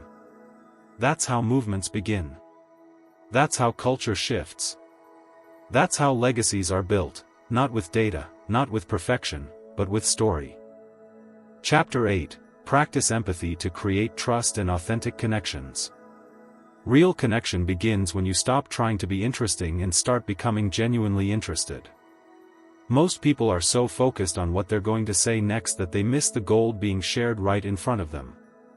If you want to build trust, if you want to earn respect, if you want people to open up to you and follow your lead, you must make them feel seen, heard, and understood. That's what empathy does. It's not about fixing people or offering quick advice, it's about being present enough to understand what they're experiencing, even if you've never gone through it yourself. Empathy is one of the rarest and most powerful skills in a world obsessed with speed. It requires you to slow down. Drop your ego. Tune into someone else's perspective. And when you do that, when someone feels that you actually care enough to understand them without judgment, they remember you. They respect you. They start to trust you. And in that trust, real relationships begin to grow. We live in a time where most people are starving for connection but too guarded to reach out for it. They're buried in their own stress. Hiding behind smiles. Holding back emotions they've never had space to express. Empathy creates that space. It tells people, you don't have to wear the mask with me. It says, I'm not here to fix you, I'm here to listen. And those simple signals are life-changing because they are so rare in a world full of surface-level interactions. Being someone who listens deeply makes you unforgettable. Empathy isn't passive, it's active. It's not sitting quietly while someone talks, it's responding with presence. It's asking questions that show you care. Paying attention to their tone, their energy, their body language, not just their words. Understanding that sometimes silence says more than anything they could speak. Learning not to rush to respond. Just being there, without trying to make it about you, without turning it into a performance, gives people something they rarely receive: true attention. You don't build loyalty with charm, you build it with care. You build it by being the kind of person people can be real with without fear of being judged. That's where authenticity starts. When people feel safe with you, they drop the act. They show you who they really are. And that opens the door to influence, to growth, to collaboration that goes beyond transactions. Empathy makes you powerful in ways most people overlook. It allows you to navigate conflict with grace. Lead people without forcing them. Respond to emotions instead of reacting to them. It trains your mind to slow down and interpret what's really going on underneath the surface, because there's always more happening than what people say. The story behind the emotion matters. The fear behind the anger matters. The reason behind the silence matters. Empathy helps you read between the lines and respond with wisdom. If you want to earn someone's respect, don't try to impress them, instead, try to understand them. If you want to lead someone, don't demand control, earn their trust through presence and patience. And if you want to influence someone, don't preach, listen. Let them feel that they matter. That they aren't just another number or a project to manage. Let them know you see them as a human being, not just a role. You don't have to agree with someone to practice empathy. You don't even have to fully relate to them. You just have to be willing to hold space for their perspective. And that alone builds connection. You can say, I don't know exactly how that feels, but I can imagine it must be heavy. And that one sentence can break down walls that years of advice never could. People open up when they feel respected, not when they feel corrected. If you're in a position of leadership, empathy is not optional, it's essential. Your people don't want a perfect leader, they want a real one. One who listens, cares, takes time to understand what they're carrying. That kind of leadership inspires loyalty, not just compliance. When people feel that their voice matters, they give more of themselves. They bring more energy, more trust, more honesty to the table. And that transforms the entire culture around you. Empathy also sharpens your intuition. The more you practice listening with your full attention, the more you'll notice the things others miss. The moment when someone's eyes shift because something hit too close. The hesitation in their voice when they're trying to hide doubt. The pause before they answer a question they're not ready to face. All of that data is invisible to the distracted mind, but crystal clear to the empathetic one. There's nothing soft about empathy, it's strength under control. It takes emotional discipline to stay present when someone is expressing pain, frustration, or confusion. Maturity to hold back your opinions and just be a witness to someone else's experience. Courage to feel deeply without getting lost in the emotions. Wisdom to know how to respond in a way that lifts people, not just soothes them. You build connection by showing people that they're not alone. That's the real magic of empathy. It breaks isolation, interrupts the spiral of self-doubt and shame. Says, what you're going through matters to me. And that alone can be the beginning of someone's healing. It can be the beginning of someone's belief in themselves again. We've all had moments where one person's empathy changed everything, where someone listened instead of lecturing, where someone held space instead of giving quick solutions. And in that moment, something inside us shifted. We felt human again. We felt less alone. We felt safe. And if you can give that to others, you'll always have a place in their hearts. The ability to practice empathy starts with mastering your own emotions. You can't show up for others if you're drowning in your own inner chaos. That's why self-awareness is the foundation. You need to know your own triggers. Recognize when your ego is trying to take over. Check your need to be right. Check your urge to dominate. Check your habit of interrupting. Real empathy requires humility. It asks you to set yourself aside for a moment so you can truly connect with someone else. You're not going to get it perfect every time. You'll miss cues. You'll say the wrong thing sometimes. But if your heart is in the right place, people will feel that. Empathy isn't about being flawless, it's about being intentional. It's about trying. It's about showing up with the desire to understand, even if you don't have all the right words. And when people sense that you're trying, not to fix them, but to support them, they'll respond with trust. In your daily life, empathy turns routine interactions into opportunities for connection. A small question asked with care. A moment of silence held without rushing. A look that says, "I get it." Those things matter. They accumulate. They build a reputation. They form the foundation of every strong relationship, whether it's personal or professional. Empathy isn't weakness, it's the mark of someone who is deeply secure in themselves. Someone who doesn't need to dominate to feel powerful. Doesn't need to shout to be heard. It's the calm, steady presence that makes people feel safe to be themselves. And in a world of pretense, that authenticity is rare, and rare is valuable. You won't always get empathy in return. Some people won't recognize or appreciate your effort. That doesn't mean you stop. It means you're doing something they haven't experienced enough to value yet. But they'll remember. They'll remember how you made them feel. And when the moment comes where they need someone who listens, they'll come back to you. Start with small acts. Ask how someone's really doing, and mean it. Pause long enough to hear the truth behind their answer. Look them in the eye and give them your full presence. Respond with care, not convenience. Speak less, listen more. Let people express themselves without fear of interruption or judgment. Those simple shifts build deep trust. You want to be someone whose presence brings comfort, not pressure. Someone who others seek out when life feels too loud. Someone who doesn't just speak well, but listens masterfully. That's what makes you magnetic. That's what turns acquaintances into allies, strangers into supporters, teams into families.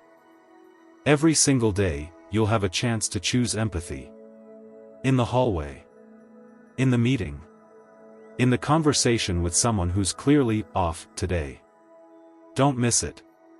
Those are the moments that define your influence. Those are the moments where trust is built, or broken. And every time you choose empathy, you become the kind of person this world desperately needs more of. Be that person. Be the calm in the storm. Be the one who makes people feel safe. Be the one who listens when no one else does. Be the presence that reminds people. They're not invisible. Their feelings matter. They're not alone in what they're going through. That's real leadership. That's authentic influence. That's power practiced through empathy. Chapter 9: Harness positive language to inspire and motivate others. Your words can be weapons, or they can be wings. It all depends on how you choose to use them. Every time you open your mouth, you are either planting seeds of belief or sowing doubt. Most people have no idea how powerful their language is. They speak carelessly, without thinking of the impact their words carry. But if you learn to speak with intention, with positivity, with purpose, you can shift someone's entire day. Sometimes their entire life. With a single sentence. People don't remember every detail of what you say, but they will always remember how you made them feel. That's where the true power of positive language lies. It doesn't just inform, it uplifts. It doesn't just communicate, it connects. When you speak with clarity, strength, and genuine encouragement, you don't just inspire action, you unlock potential. You show people what's possible, not just what's practical. The words you choose shape the world you live in. Speak about possibility, and you start to notice opportunity. Speak about struggle, and everything starts to feel like a burden. But when you speak from a place of optimism, even challenges become fuel for growth. That doesn't mean you ignore reality, it means you choose to approach it with the mindset of a builder, not a breaker. That's what leaders do. They create space for hope, even when the outcome isn't guaranteed. You don't need a stage to be a speaker. You influence people every time you talk, at work, at home, in passing conversations with strangers. And if you learn to speak with positivity, intention, and emotional strength, you will begin to change the way people see themselves. You'll shift the energy in every room you enter. You'll become someone others want to listen to, not because you speak the loudest, but because your words carry meaning and heart. Positive language isn't about blind optimism, it's about consciously choosing words that energize rather than drain. Instead of saying, "This is too hard," say, "This is going to grow me." Instead of, "I'm stuck," say, "I'm learning what to do next." These small shifts rewire your brain and influence the people around you. Your language becomes a mirror that reflects what you believe. If you believe in solutions, your words will reflect resilience. If you believe in others, your words will carry empowerment. We underestimate how deeply words land in the hearts of others.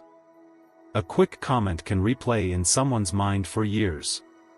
One sentence spoken with passion can become the reason someone doesn't give up.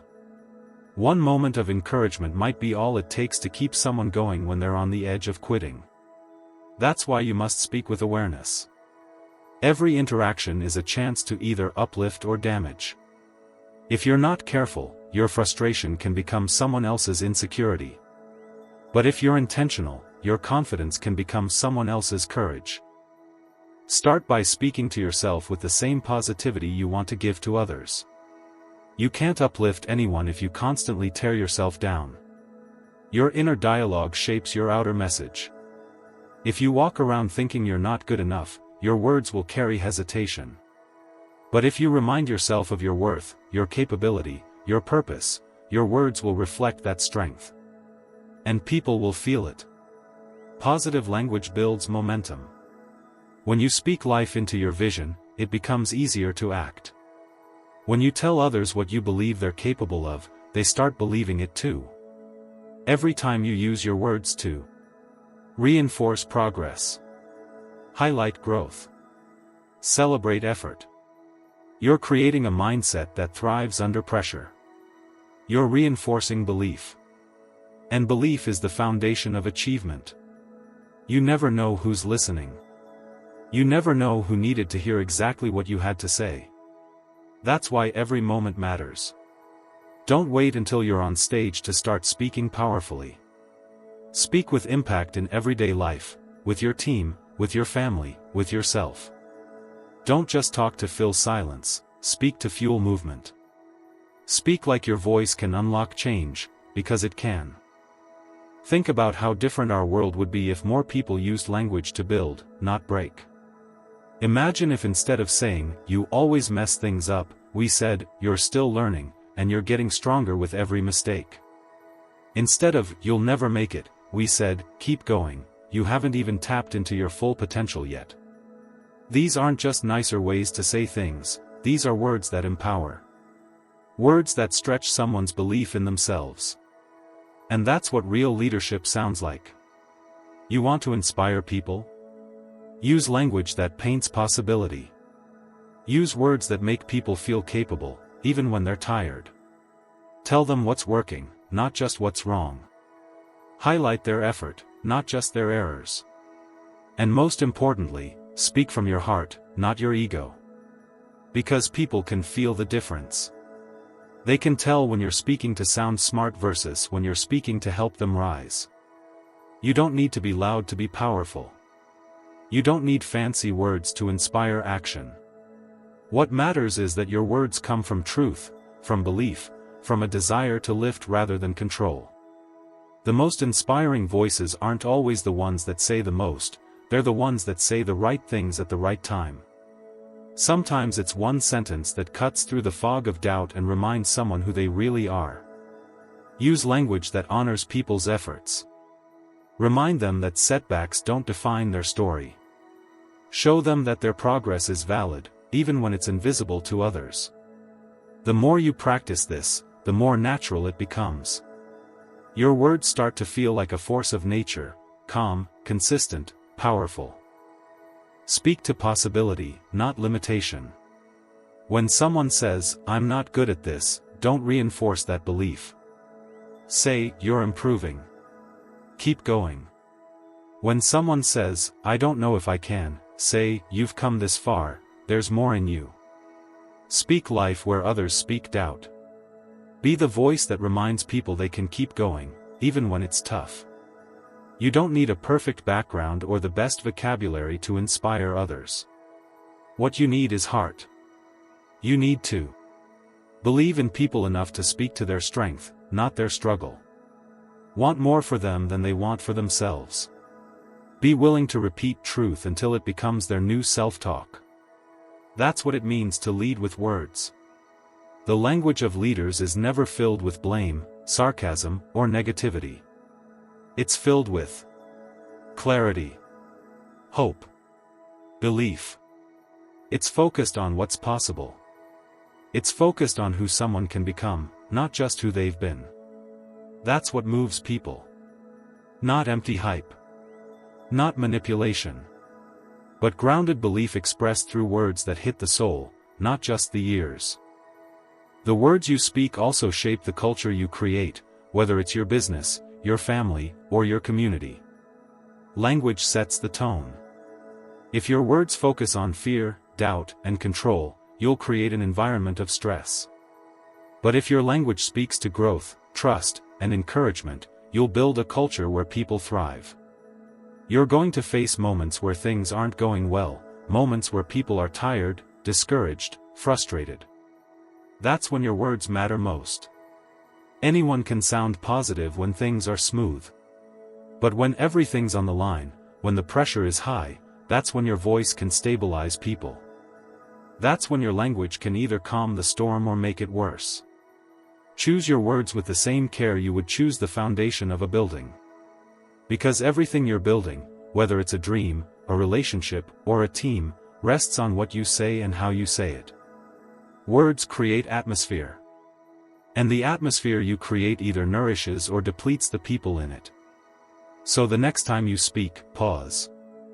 Ask yourself, is this going to lift or lower? Will it give someone energy or take it away? Is this aligned with the future I want to create? If not, don't say it. Speak with purpose. Speak like it matters. Because it does. Your words are tools. Use them to carve confidence, shape belief, clear confusion, open hearts. Speak powerfully, not because you want to impress, but because you want to impact. Speak with conviction, not arrogance. Speak with vision, not fear. And most importantly, speak in a way that makes people feel stronger after they've heard you than they did before. Because in the end, it's not just about what you said, it's about what you sparked. It's about the fire you lit. The belief you helped build. The shift you triggered in someone's thinking. That's what real motivation sounds like. And you already have that power. It lives in your voice. Now it's your turn to use it. Chapter 10, Prepare thoughtful introductions that make strong first impressions. The way you introduce yourself determines how the world starts to perceive you, so why leave it to chance? In the first few seconds of meeting someone, you are either opening a door or building a wall. You are either remembered or forgotten. That's the raw power of a thoughtful introduction. It's not just about saying your name, it's about making people feel something. It's about instantly communicating presence, purpose, and value, without trying too hard or saying too much. People make decisions quickly. Before you even speak, they're already picking up on your energy, your confidence, your focus. And when you finally do speak, you either confirm that you're someone worth listening to, or give them a reason to tune out. That's why preparation matters. A powerful introduction is not accidental, it's designed. It's deliberate. It's a reflection of how you see yourself and how you want to be seen. If you want to stand out in a world filled with noise, you have to be intentional from the very beginning. The first impression isn't about bragging, it's about clarity.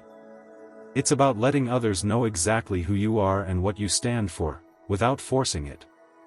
Think about the people you remember most. What made them different? It wasn't their titles or accomplishments, it was the way they carried themselves. The way they introduced who they were with strength, humility, and purpose. The truth is, everyone's watching how you show up, and that includes how you introduce yourself.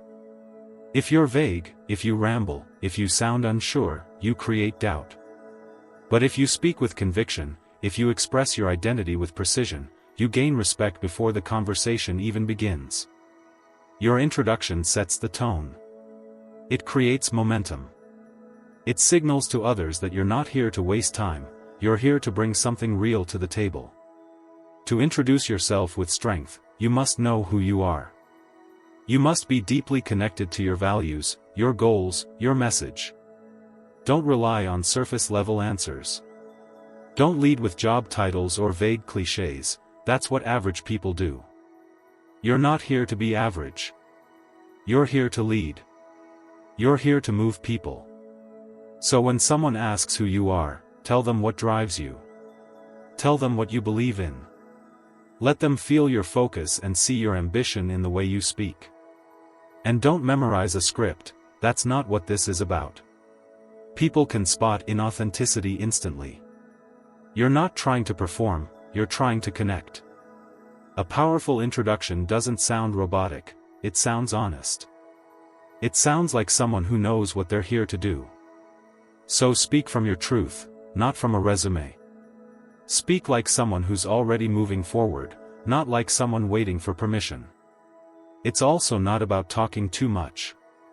A strong introduction is clear and sharp. It gets to the point without rushing. It tells a story without over-explaining. Less is more, if what you say carries weight. If you introduce yourself in a way that's confident and concise, you create room for curiosity. You make people want to know more. And that's the key, don't say everything. Say what matters most, and say it with energy. Start thinking of your introduction as a handshake through words. It should carry warmth, strength, intention. When you introduce yourself with care, you're not just saying who you are, you're setting the foundation for trust. You're showing people that you take yourself seriously, and when you take yourself seriously, others will too. Before you walk into any room, any meeting, any opportunity, take a moment to rehearse your mindset, not just your words. Your energy. Remind yourself why you're there. Remind yourself of your worth. Prepare to speak with conviction, not because you're trying to impress, but because you understand that the first moment matters. It tells people whether they should listen or move on. It tells people if you're clear or confused. And it tells people whether you respect their time, or are just there to fill space. You only get one shot at a first impression, and that window closes fast. That doesn't mean you should fear it, it means you should respect it. If you respect the moment, you'll prepare for it. And when you prepare, you don't hesitate. You walk in ready. You walk in aware of what you bring to the table. You walk in with a mindset that says, I know who I am. I know what I'm here to do. And I'm not going to shrink to make others comfortable. The moment you open your mouth, you're broadcasting your belief system. So if you speak with doubt, people feel that. If you speak with purpose, people feel that too. The difference isn't just in the words, it's in the presence behind them. So develop your presence. Practice clarity. Practice calm. Practice speaking with rhythm, not rush. Speak like every word matters, because it does. The people who leave a lasting impact are those who treat every introduction like an opportunity, not a formality. They don't go through the motions, they show up with presence. They make sure their voice is aligned with their vision. And they don't wait to be asked, they speak with initiative. That's what separates leaders from followers. Leaders don't just introduce themselves, they command attention without forcing it. It also means understanding your audience. Tailor your introduction to fit the context. Don't walk into every room with the same words. Speak to the people in front of you. Make your introduction relevant. Show that you're present, not rehearsing. Make the person feel seen while helping them see who you are. That creates connection, not just communication. That creates trust, not just small talk. When you meet someone new, they're not just listening to your words, they're assessing your energy. Your introduction is like a handshake for the soul. It reveals more than what's spoken, it reveals whether you believe in what you're saying. So slow down. Be intentional. Speak from the center of who you are, because if you don't believe it, no one else will. There will be moments when you feel nervous, when doubt creeps in. That's okay. But don't let it run the show. Breathe. Ground yourself. Remind yourself. You've prepared for this. You've earned your space. No one else can speak your story better than you. The nerves don't go away, you learn how to manage them. And over time, your confidence grows because your preparation becomes your strength. Remember that people are not just evaluating your words, they're deciding how they feel about you. And feelings move faster than logic. If your introduction is cold, rehearsed, or scattered, they may not remember what you said. But if your introduction is warm, focused, and powerful, they'll remember how you made them feel. That's the goal, not just to be heard, but to be felt. A strong introduction opens doors. It builds bridges. It signals trustworthiness. Whether you're meeting a client, pitching an idea, networking, just starting a conversation. Every introduction is a chance to create opportunity. But if you come in unsure, unprepared, or uninterested, you've already lost ground. Take ownership of that moment, it belongs to you.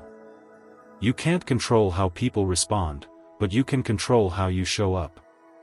And if you consistently show up with presence, clarity, and purpose, people will take notice. They'll remember your name. They'll want to know more. And that's all you need, a spark of interest created by a moment of real presence. There are no second chances at first impressions, but if you get the first moment right, everything that follows becomes easier.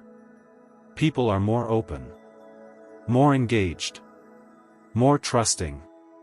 They give you space to lead. They listen with interest. And that starts with how you begin. It starts with what you say when you say hello.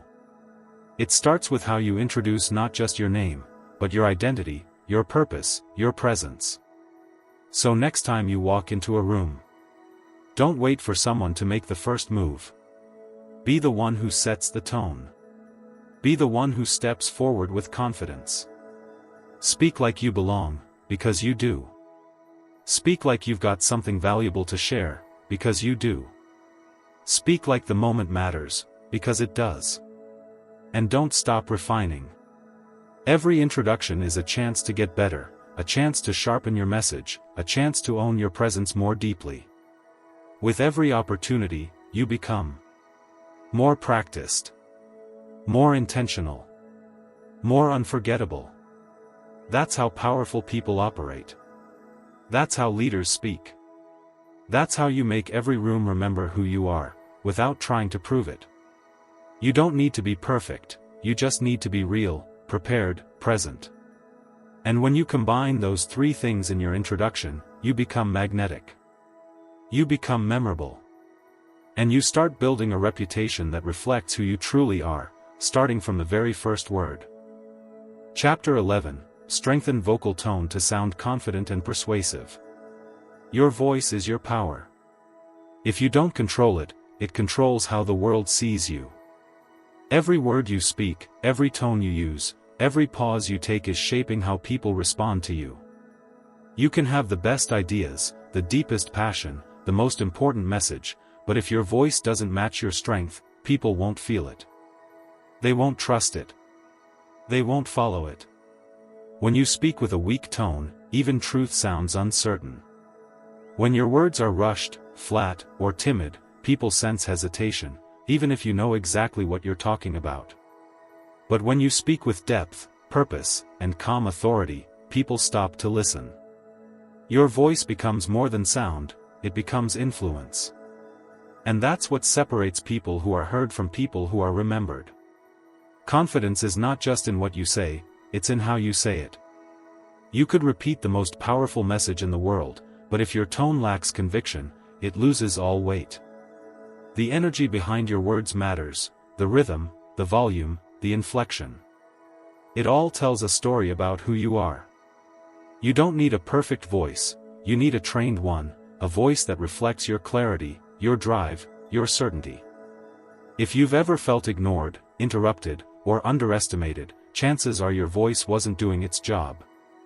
Not because you weren't smart, not because your message didn't matter, but because your delivery didn't match your power.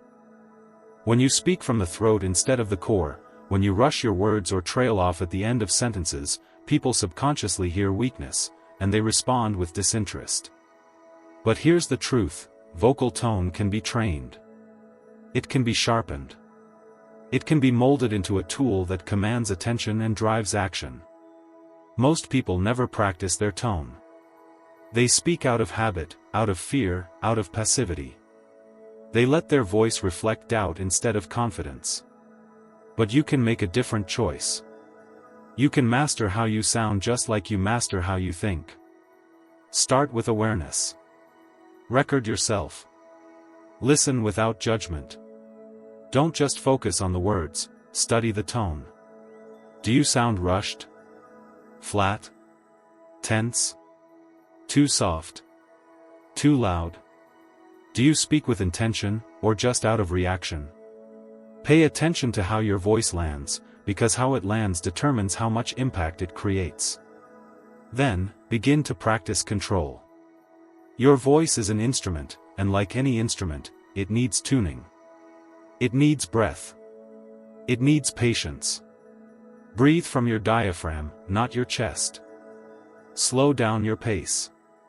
Speak from your center. Let your tone rise and fall with intention. Let your pauses give your words space to land. Confidence isn't fast, it's deliberate. When you raise your voice just to be heard, you lose power.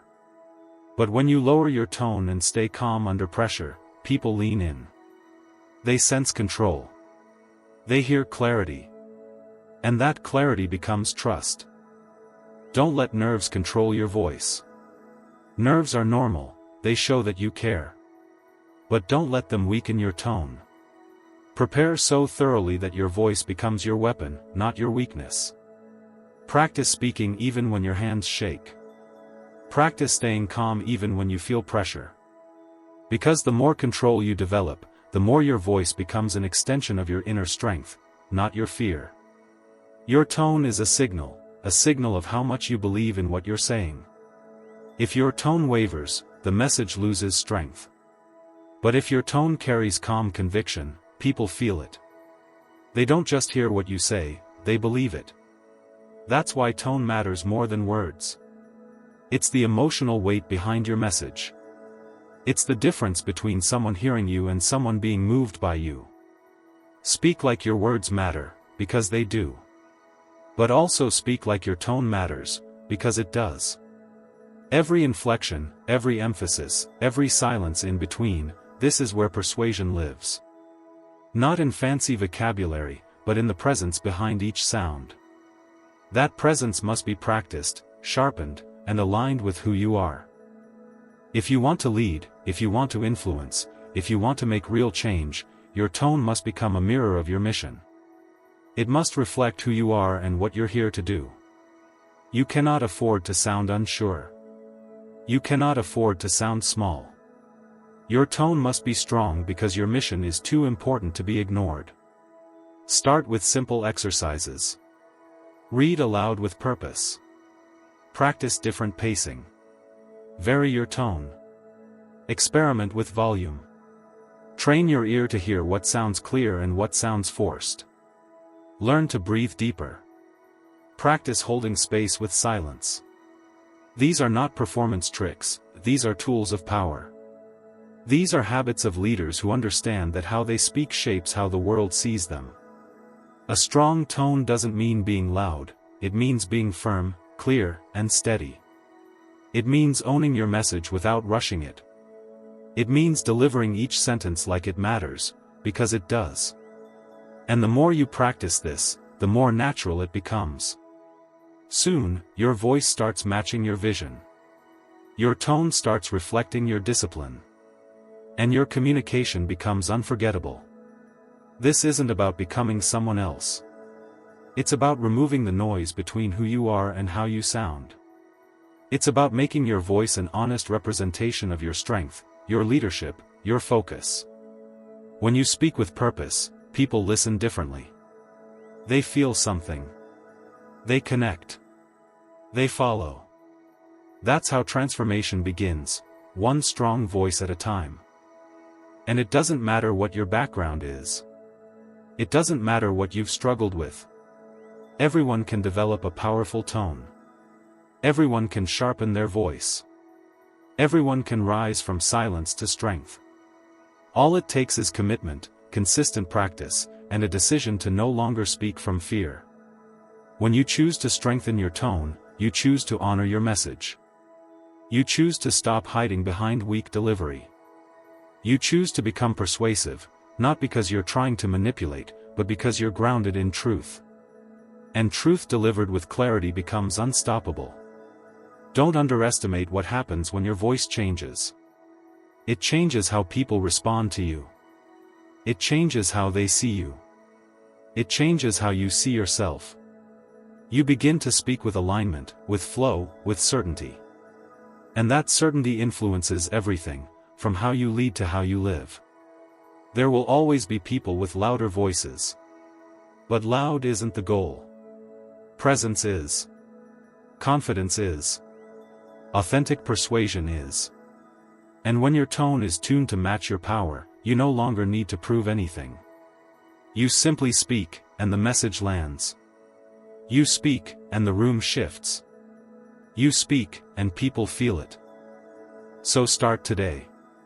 Start strengthening your tone with every conversation, every sentence, every interaction. Let your voice carry your mission. Let your tone reflect your belief. Speak with discipline. Speak with calm strength. And watch how the world begins to respond to you differently, not because you changed who you are, but because you finally let your voice reflect the power you've always had within. Chapter 12. Develop skills to handle difficult conversations gracefully. Difficult conversations are not obstacles, they are opportunities disguised in discomfort. How you handle those moments of tension defines your character, your influence, and the strength of your relationships. Every challenge in communication is a chance to show your resilience and your grace. You don't have to avoid these talks or let emotions control you.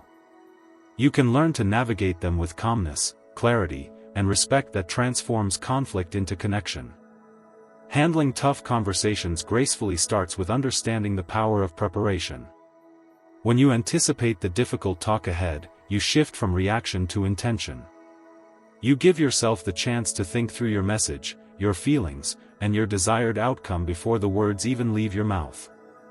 This is where control begins. Without preparation, emotions can take over, and the conversation becomes a battle rather than a bridge. Clarity in your purpose is essential. Before you enter the conversation, ask yourself, why does it matter? What are you trying to achieve? What is the core issue? What feelings need to be acknowledged? Without this clarity, it's easy to get lost in tangents, blame, or defensiveness.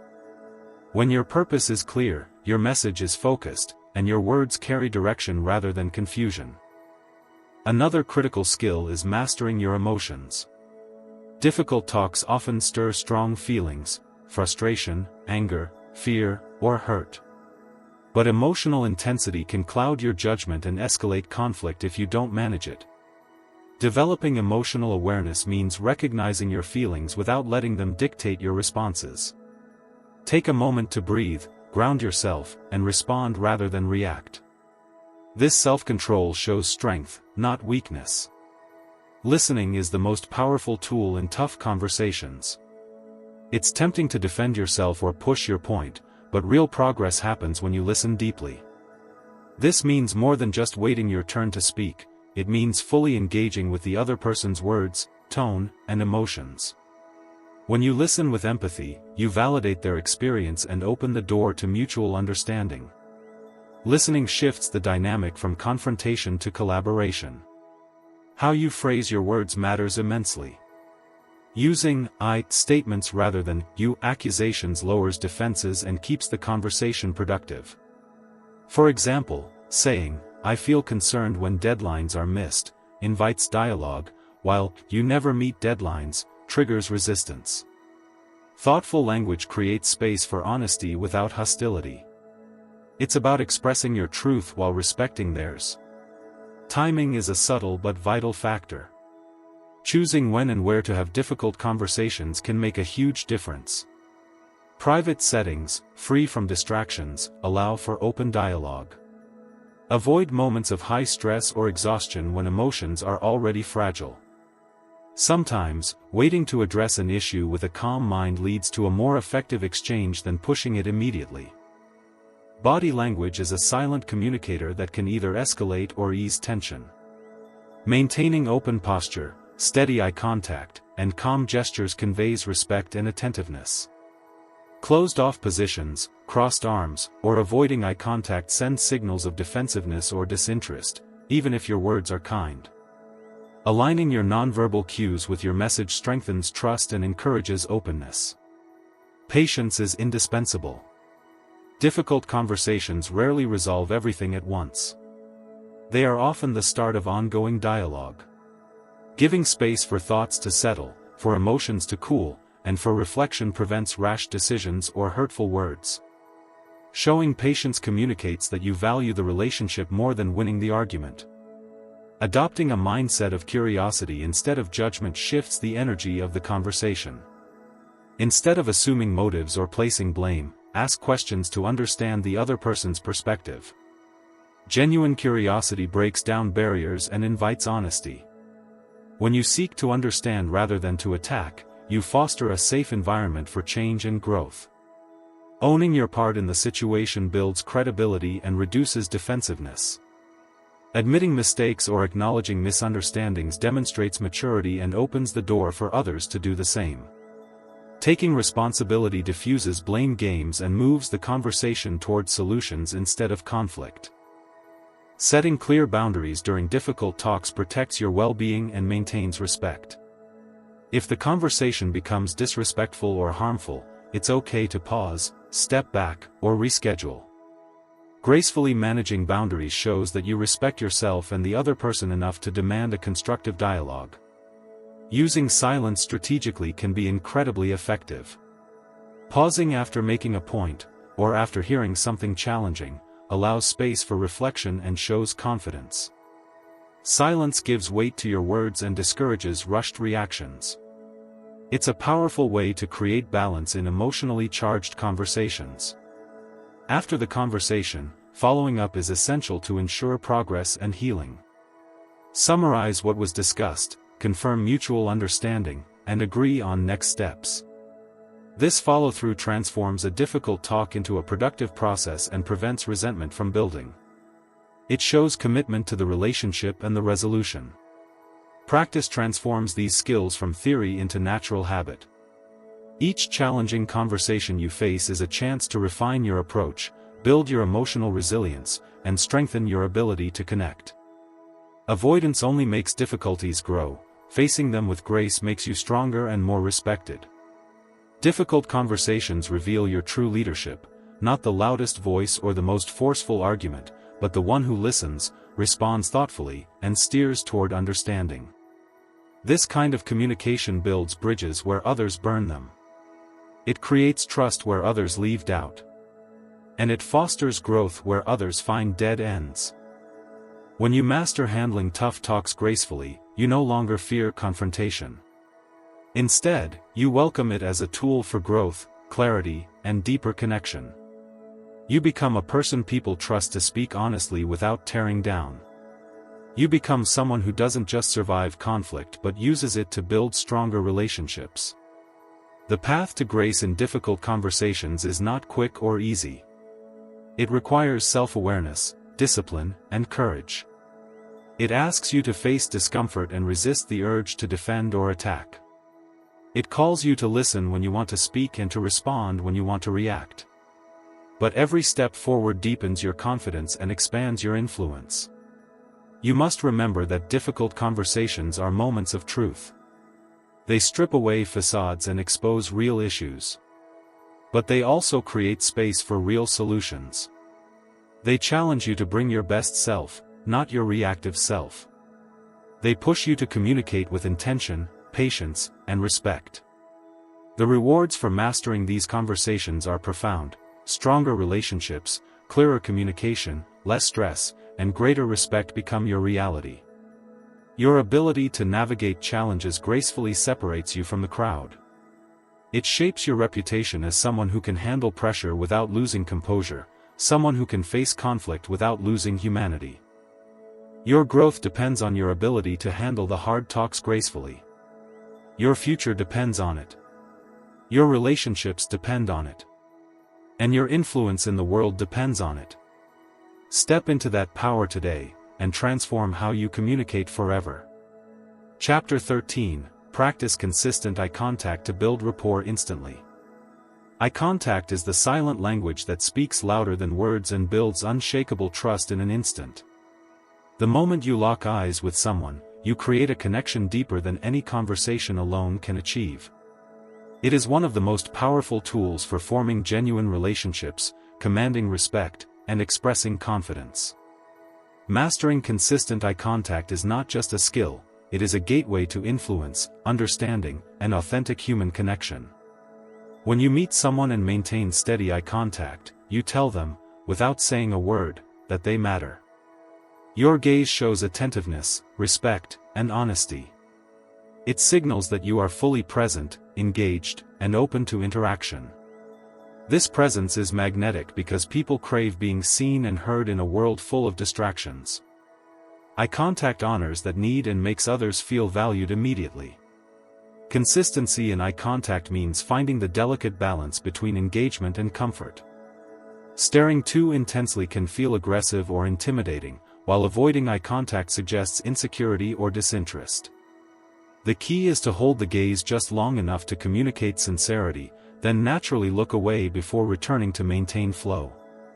This rhythm mirrors natural conversation patterns and keeps the interaction authentic. Eye contact activates trust-building chemicals in the brain. When you look someone in the eye, their brain releases oxytocin, a hormone associated with bonding and empathy.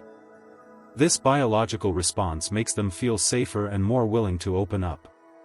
Knowing this helps you understand that your eyes are not just windows to your soul, they are bridges to the hearts and minds of others. The power of eye contact extends beyond personal relationships into professional settings. In business meetings, interviews, or negotiations, maintaining steady eye contact exudes confidence and credibility. It shows that you believe in what you are saying and are prepared to stand behind it. People naturally gravitate toward those who meet their gaze, sensing strength and reliability. To build rapport quickly, start by focusing your attention on the person's eyes, especially when they are speaking. Avoid scanning the room or looking down at your phone. This focused gaze tells them you are truly listening, which encourages reciprocity. When they feel heard, they relax and become more open, paving the way for meaningful exchange. Practicing eye contact also enhances your own self-confidence. Often, the fear of making direct eye contact stems from insecurity or fear of judgment. Each time you hold someone's gaze, you push through discomfort and reinforce your inner strength. Over time, this simple act becomes easier and more natural, and your confidence grows exponentially. Nonverbal cues tied to eye contact are crucial. When you pair your gaze with a genuine smile, nod of understanding, or calm expression, you amplify warmth and approachability. These subtle signals create an emotional connection that words alone cannot achieve. Your eyes can communicate encouragement, empathy, and honesty, all at once. Remember that cultural differences influence eye contact norms. In some cultures, prolonged eye contact can be seen as disrespectful or confrontational. Awareness and respect for these differences show emotional intelligence and adaptability. Adjusting your gaze according to the cultural context ensures your message is received positively. Developing consistent eye contact also means training your mind to stay present. Distraction breaks the flow of connection and weakens your influence. When your mind wanders, your eyes often follow. Practice grounding techniques, such as mindful breathing or silently repeating your intention to engage fully. These habits strengthen your ability to stay connected through your eyes. Eye contact is a form of active listening. It shows that you are not only hearing words but absorbing the meaning behind them. This deep level of attention encourages the speaker to open up further, building intimacy and trust. The stronger the rapport, the easier it becomes to influence and inspire. The impact of consistent eye contact goes beyond the immediate moment. People remember how you made them feel, and your attentive gaze leaves a lasting impression of respect and authenticity. This impression becomes the foundation for long-term relationships, whether personal or professional. It's essential to practice eye contact regularly. Start in low-pressure situations, such as casual conversations with friends or family. Notice how your gaze affects the interaction and adjust accordingly. Gradually extend this practice to more formal or unfamiliar encounters. Like any skill, repetition and awareness lead to mastery. For those who struggle with eye contact due to anxiety or shyness, begin by focusing on the space between the person's eyes or their eyebrows. This technique creates the illusion of direct eye contact without overwhelming you. As your comfort grows, shift your focus gradually to their eyes themselves. Remember that eye contact is only one piece of communication, but it is a powerful one. Combining it with clear speech, confident posture, and active listening transforms your entire presence. When your eyes, words, and actions align, you become a beacon of trust and influence. The ability to build rapport instantly through eye contact changes the way you connect with the world. It allows you to break down walls, quickly gain cooperation, and create a sense of belonging wherever you go. This simple, natural skill is a foundation for all successful interactions. Think of eye contact as the spark that ignites meaningful conversation and lasting connection. Without it, even the best words can fall flat or seem insincere. With it, you create an atmosphere where people feel safe to share, collaborate, and grow. Imagine walking into a room and immediately establishing rapport with everyone you meet, simply by the way you use your eyes. No need for elaborate introductions or impressive speeches. Your consistent, genuine eye contact speaks volumes and sets you apart instantly. Your journey to mastering eye contact begins with small, intentional steps. Notice when you tend to look away and gently remind yourself to return your gaze. Observe how people respond when you meet their eyes fully. Let their reactions encourage you to deepen your practice. As you become more skilled, your eye contact will carry nuance and depth. You'll be able to convey compassion, excitement, curiosity, or seriousness with just a glance. This rich communication adds layers to your interactions and makes your presence unforgettable. The path to building rapport instantly is paved with authenticity. People are experts at sensing when eye contact is forced or manipulative. Your gaze must come from a genuine place of interest and respect. Cultivating this sincerity transforms your interactions and builds trust that lasts. Remember that eye contact is a two-way street. While you focus on holding your gaze, invite others to meet your eyes without pressure. A shared, comfortable gaze is a mutual agreement of connection and respect. This balance fosters equal footing in communication. Practice now, and every day, because consistent eye contact is not just a technique but a lifelong habit that elevates your relationships and your life. When you look people in the eye with confidence and kindness, you unlock doors that words alone cannot open. You become someone who is seen, heard, and remembered. This simple skill, cultivated with intention and authenticity, transforms the way you connect with others. It changes the energy of every interaction and sets the tone for trust and influence.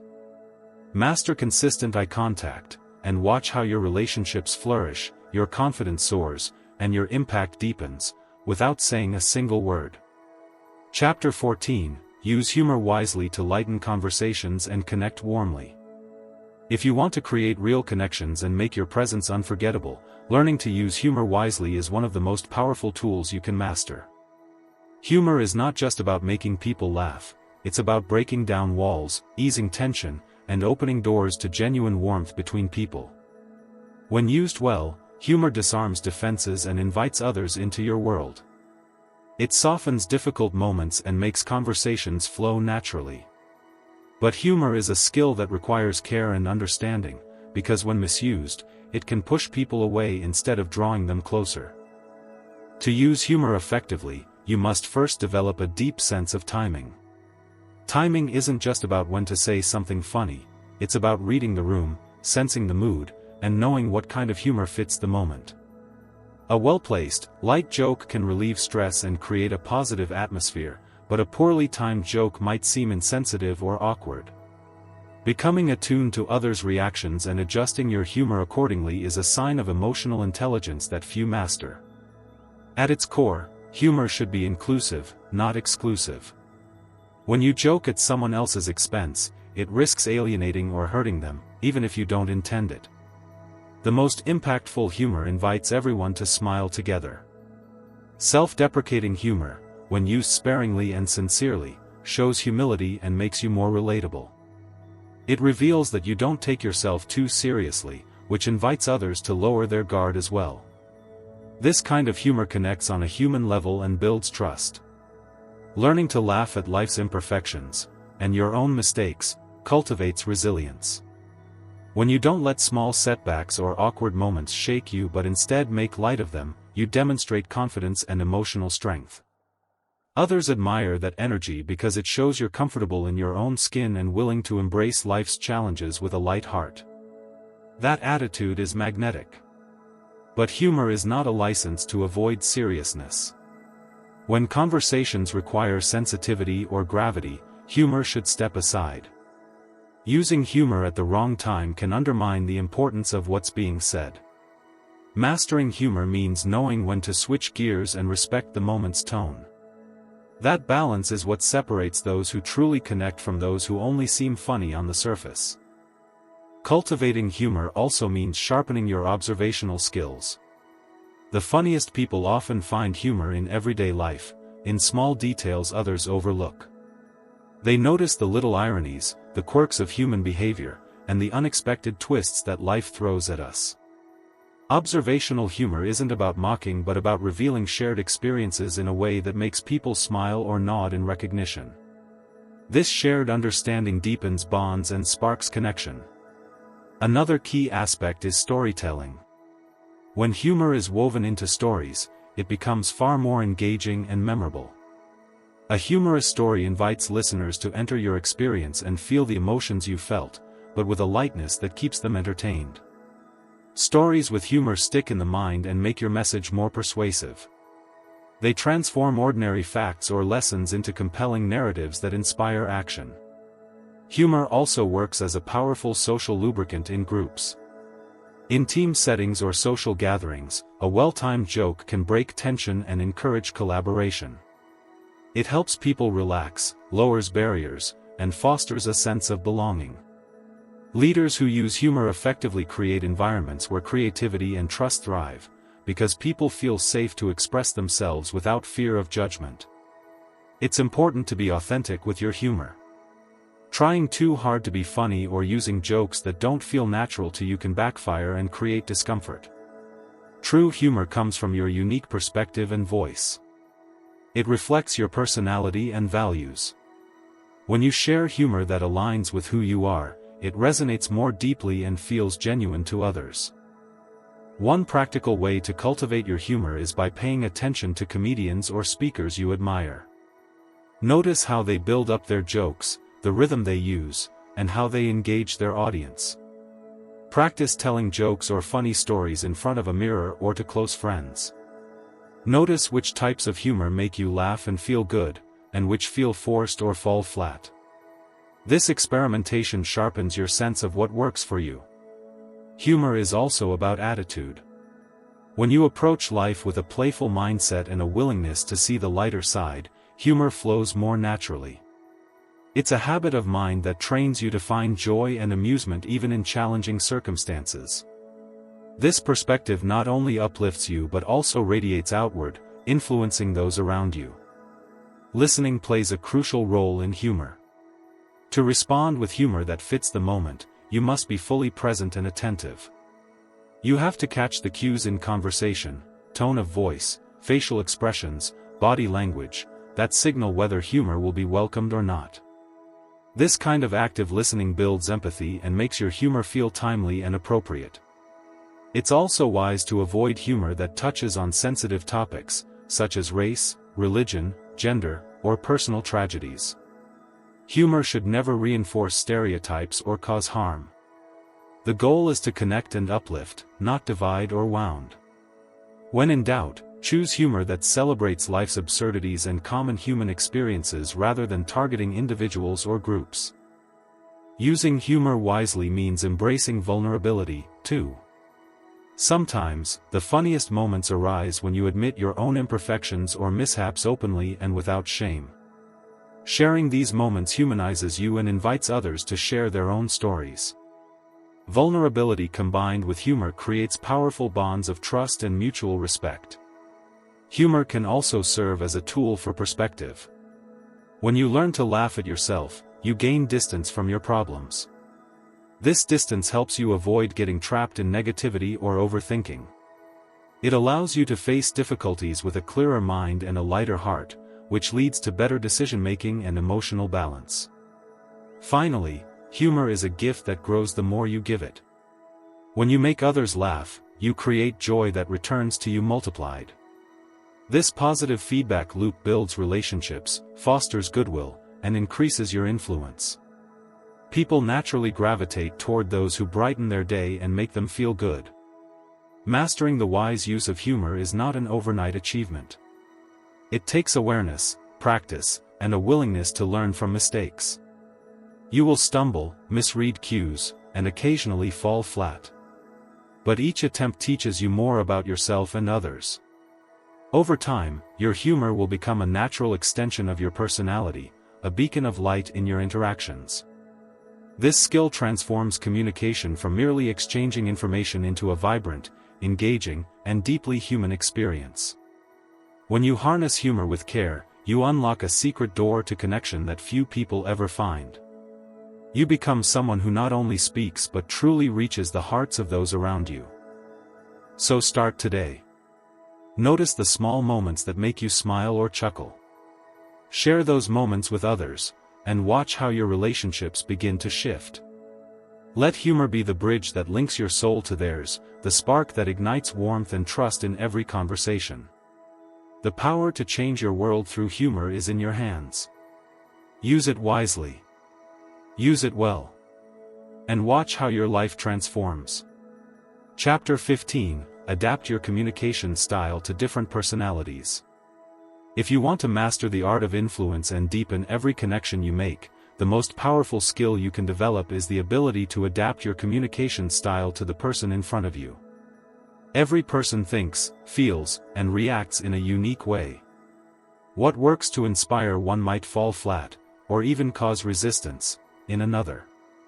The secret to truly connecting is to recognize these differences and shift how you communicate so your message lands with impact. This skill separates those who struggle to be understood from those who effortlessly build trust and collaboration everywhere they go. At its core, adapting your communication isn't about changing who you are, it's about respecting and honoring how others process the world. When you meet someone whose personality contrasts sharply with yours, defaulting to your natural style often leads to misunderstanding. A direct, fact-driven approach may overwhelm someone who values empathy and rapport. Conversely, a warm and relational style might feel vague or indecisive to someone who craves clarity and action. Being able to flex between these modes gives you the power to engage anyone. First, you need to develop the skill of observation. The clues to someone's personality show up everywhere, in their body language, tone of voice, choice of words, and even the topics they gravitate toward. Some people speak quickly with high energy, signaling a preference for fast, dynamic interaction. Others may be more reserved, pausing before they respond, which suggests a reflective and thoughtful nature. When you pay attention to these subtle cues, you can begin to tailor your delivery in real time. Another key is understanding the basic personality types. While every individual is unique, there are broad categories that help us frame differences. For example, some people are naturally analytical, prioritizing logic and data. Others are more expressive, driven by emotions and relationships. Some prefer structure and rules, while others seek spontaneity and flexibility. Knowing these tendencies helps you decide whether to focus on facts, emotions, big-picture ideas, or step-by-step plans. But don't stop at categorizing. Use that knowledge as a starting point to dig deeper into what motivates each person. What fears, values, and aspirations shape their behavior? When you communicate in a way that aligns with their core drivers, you tap into a deeper connection. For instance, someone motivated by security responds well to reassurance and clear boundaries. A person driven by achievement wants to hear about goals and progress. Adapting your style also means adjusting your language. The words you choose, the pace you speak at, even the stories you tell should resonate with the listener's mindset. If you're talking to a detail-oriented person, provide specifics and avoid vague generalities. When engaging a visionary type, focus on possibilities and future outcomes rather than minute details. This linguistic flexibility shows respect for how others think and creates an immediate bond. Listening plays an indispensable role in adaptation. True listening goes beyond waiting for your turn to speak. It's about being present, open, and curious about the other person's perspective. When you listen attentively, you pick up signals that tell you if you're connecting or if you need to pivot. Responding to those signals with empathy builds rapport and demonstrates that you value the other's experience. Patience is critical in this process. Changing your communication style doesn't happen overnight. It requires practice and a willingness to step outside your comfort zone. You will sometimes misread cues or feel awkward in a new approach. But each interaction is an opportunity to learn and refine your skill. Over time, this flexibility becomes second nature, and your relationships flourish as a result. Being adaptable also means being authentic. This might sound like a contradiction, but it's not. Authenticity doesn't mean rigidly sticking to one way of expressing yourself. It means communicating from a place of honesty while respecting the needs of others.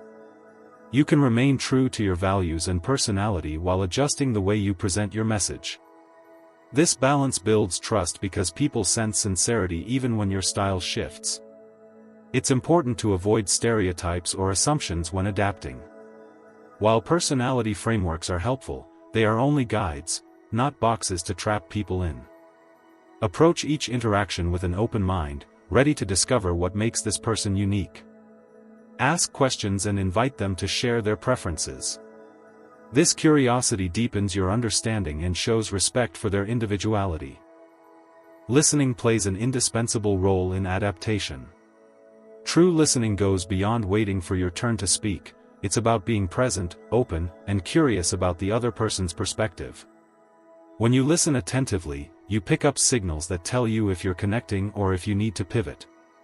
Responding to those signals with empathy builds rapport and demonstrates that you value the other's experience. Patience is critical in this process. Changing your communication style doesn't happen overnight. It requires practice and a willingness to step outside your comfort zone. You will sometimes misread cues or feel awkward in a new approach. But each interaction is an opportunity to learn and refine your skill. Over time, this flexibility becomes second nature, and your relationships flourish as a result. Being adaptable also means being authentic. This might sound like a contradiction, but it's not. Authenticity doesn't mean rigidly sticking to one way of expressing yourself. It means communicating from a place of honesty while respecting the needs of others. You can remain true to your values and personality while adjusting the way you present your message. This balance builds trust because people sense sincerity even when your style shifts. It's important to avoid stereotypes or assumptions when adapting. While personality frameworks are helpful, they are only guides, not boxes to trap people in. Approach each interaction with an open mind, ready to discover what makes this person unique. Ask questions and invite them to share their preferences. This curiosity deepens your understanding and shows respect for their individuality. Conflict or disagreement often arises from mismatched communication styles. When you take the time to adapt, you reduce misunderstandings and diffuse tension before it escalates. You create space for productive dialogue instead of defensiveness. This ability is invaluable in both personal and professional contexts, where emotions can run high and stakes are significant. Adapting also requires you to manage your own mindset. Let go of the need to be right or always in control. Focus instead on connection and shared goals. When your intention is to understand and support rather than dominate, you open the door to meaningful exchange. This shift in perspective creates a safe environment where honest conversations can unfold. The benefits of adapting your communication go far beyond better relationships. It enhances your leadership presence, increases your influence, and empowers you to navigate complex social dynamics with grace. People naturally gravitate toward those who make them feel seen and understood. You become a bridge between diverse perspectives and a catalyst for collaboration. Practice adapting in everyday moments. Notice how different friends, family members, or colleagues respond to your words. Try varying your approach intentionally and observe the outcomes. Experiment with tone, pace, and content. Reflect on what feels effective and what doesn't. Over time, this practice builds a deep reservoir of communication skills that serve you in any situation. Remember that communication is a two-way street. While you adapt your style, encourage others to do the same. Foster environments where open, respectful dialogue is the norm. When everyone learns to meet each other halfway, relationships become richer and more resilient. Ultimately, adapting your communication style is about honoring the diversity of human experience. It's about stepping out of yourself to truly meet another person where they are. This requires humility, empathy, and a commitment to growth. But the rewards are immense: deeper trust, clearer understanding, and a powerful ability to influence and inspire. This skill transforms your interactions from routine exchanges into meaningful connections that fuel your success and fulfillment. When you master the art of adaptation, you don't just communicate, you connect, you lead, and you empower. Every conversation becomes an opportunity to build bridges, break down barriers, and create lasting impact. Begin today by observing without judgment, listening without interruption, and speaking with intention. Each interaction is a chance to practice and improve. With persistence and awareness, you will find yourself naturally shifting to meet others' needs, turning every encounter into a moment of connection and growth. Your ability to adapt your communication style is not just a skill to learn, it is a powerful way to prove yourself to yourself, showing that you can rise above limitations and connect deeply with the world around you. Use it well, and watch as doors open, relationships deepen, and your influence expands beyond what you ever imagined possible. Chapter 16: Build Resilience by Learning from Social Setbacks and Failures. Failure is not the end, it's the foundation upon which resilience is built, especially when it comes to the social setbacks that test your spirit and shape your character. Every person experiences moments when their social efforts don't go as planned, invitations declined, conversations that fall flat, misunderstandings that cause rifts. These are not signs of defeat but opportunities to grow stronger. Resilience is the muscle you develop when you choose to learn from these experiences instead of letting them break your confidence. The first step in building resilience is to change how you perceive setbacks. Rather than seeing them as personal flaws or permanent failures, recognize them as essential feedback. When a social interaction doesn't yield the result you hoped for, pause and reflect on what happened without judgment. What went wrong? What could have been different? This kind of honest self-examination opens the door to meaningful growth. It's crucial to separate your self-worth from social outcomes. A single rejection or awkward moment does not define who you are. Instead, it is one chapter in your ongoing story. Remind yourself that every person, no matter how confident they appear, has stumbled in social situations. This shared human experience is not a weakness but a starting point for learning. Building resilience requires emotional awareness. When faced with disappointment or criticism, allow yourself to feel those emotions fully instead of pushing them aside or pretending they don't matter. Acknowledge frustration, sadness, or embarrassment, but do not dwell in them. Use these feelings as signals guiding you to what needs attention and improvement. One of the most powerful tools for bouncing back from social setbacks is cultivating a growth mindset. This means believing that your abilities to connect, communicate, and influence are not fixed traits but skills that can be developed through effort and practice. With this mindset, every failure becomes a stepping stone rather than a stumbling block. Learning from social failures also means seeking perspective. Sometimes, what feels like a disaster in the moment will seem trivial later. Other times, an honest conversation with a trusted friend or mentor can reveal blind spots or offer encouragement that reignites your motivation. Surround yourself with people who support your growth, not just those who offer empty praise. Resilience is strengthened when you actively take responsibility for your role in social setbacks. This does not mean blaming yourself harshly but rather owning your actions and choices. What could you have done differently? How can you prepare better next time? This sense of accountability fuels improvement and keeps you from falling into the trap of victimhood. At the same time, recognize that not all failures are within your control. Sometimes, other people's moods, misunderstandings, or external circumstances create barriers. Learning to accept what you cannot change while focusing on what you can control is essential to maintaining your emotional balance. Practical experience is the greatest teacher. The more you put yourself in social situations, whether networking events, casual gatherings, or challenging conversations, the more opportunities you have to learn. Each interaction is a laboratory for testing new approaches, observing reactions, and fine-tuning your social skills. It's also helpful to keep a record of your social experiences. Writing down what worked, what didn't, and how you felt afterward creates a valuable archive to track your progress over time. You'll notice patterns and growth that can boost your confidence during tough moments. Resilience involves more than mental toughness, it requires self-compassion. Be kind to yourself when you falter. Celebrate small victories and milestones, no matter how modest they seem. This positive reinforcement builds a foundation of inner strength that carries you through challenges. When setbacks feel overwhelming, use visualization techniques to prepare for future interactions. Picture yourself handling difficult situations with calm and confidence. Mentally rehearse responses and scenarios. This mental practice primes your brain to act with resilience when real moments arrive.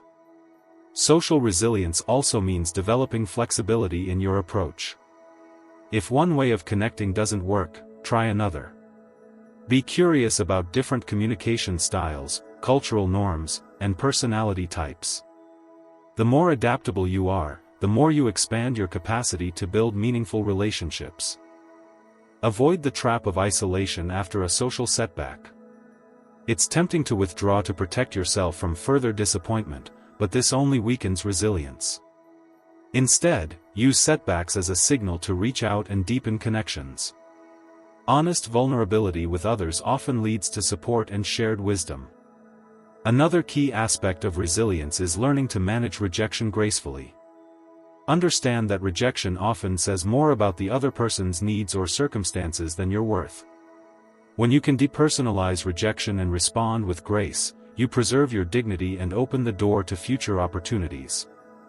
Building resilience also involves developing a sense of purpose in your social interactions.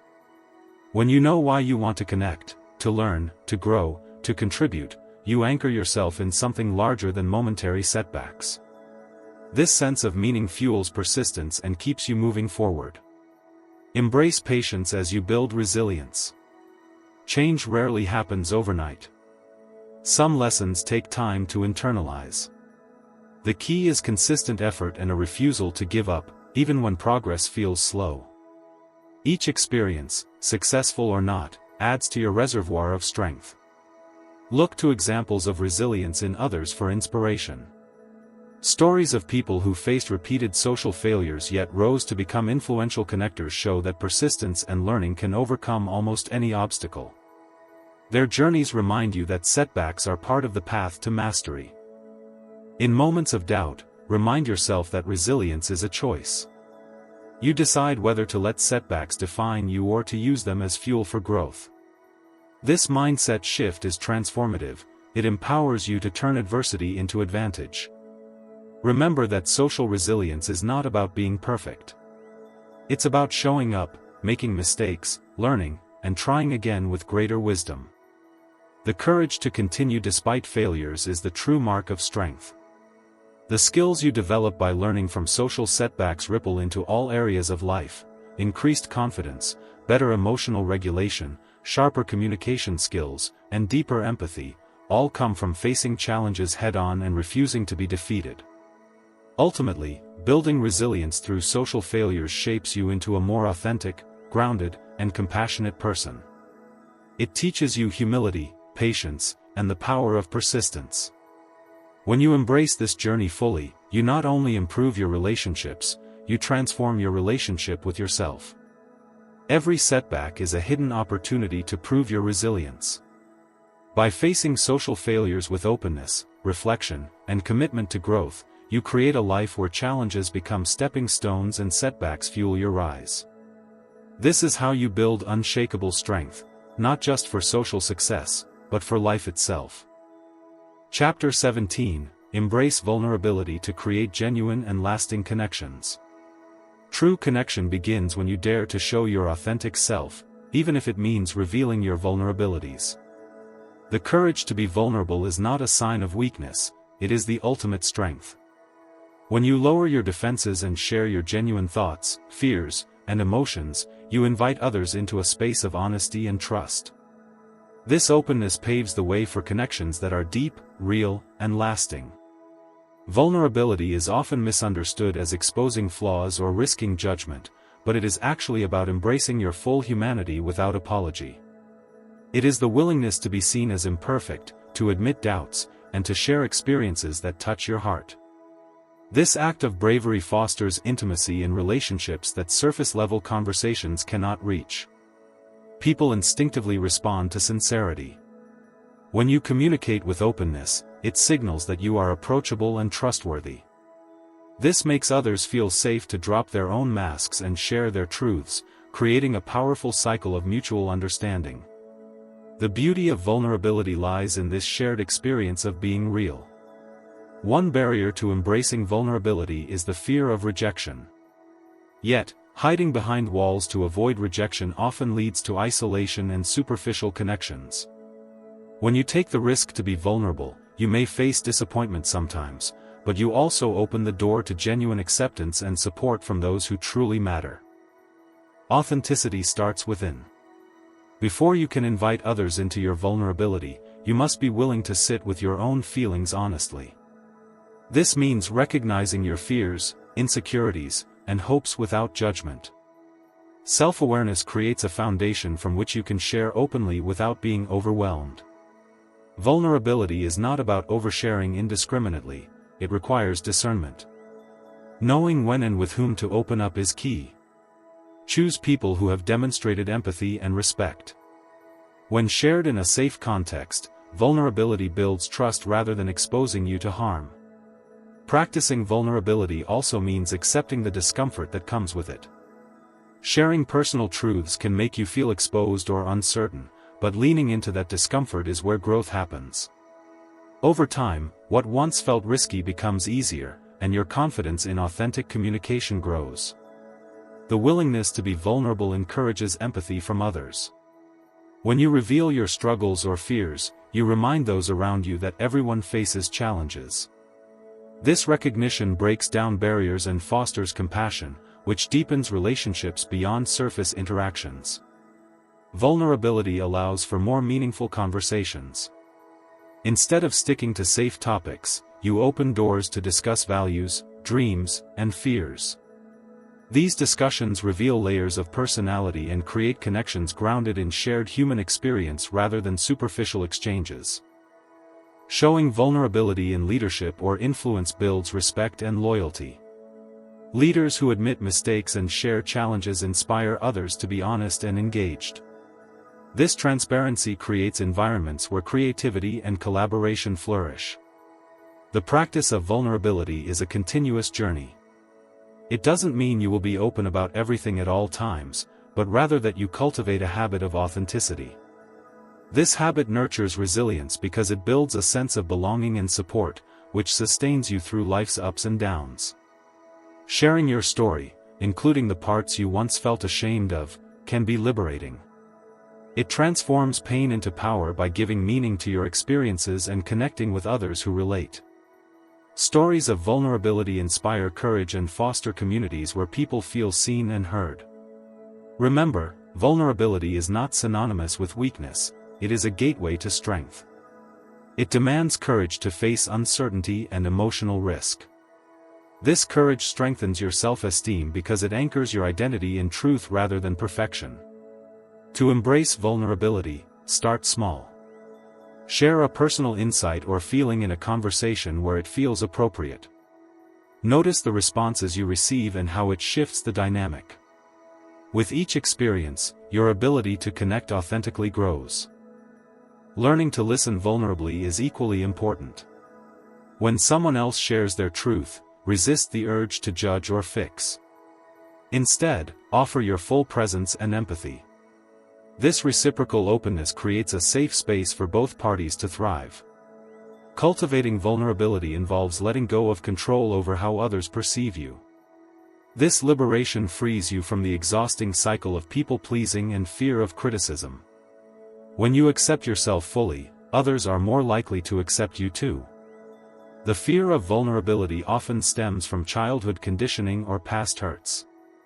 Healing these wounds through reflection or professional support can release barriers to authentic connection. The more healed you become, the easier it is to show up as your true self.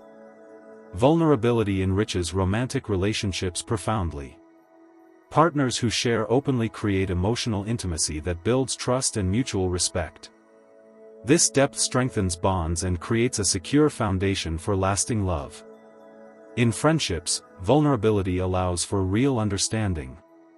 When you express your true feelings and listen deeply, friendships move beyond surface-level interactions into genuine support networks. These connections become sources of strength in difficult times. Vulnerability can also enhance professional relationships. When colleagues are open about challenges and uncertainties, teamwork improves. Honest communication reduces misunderstandings and promotes creative problem-solving.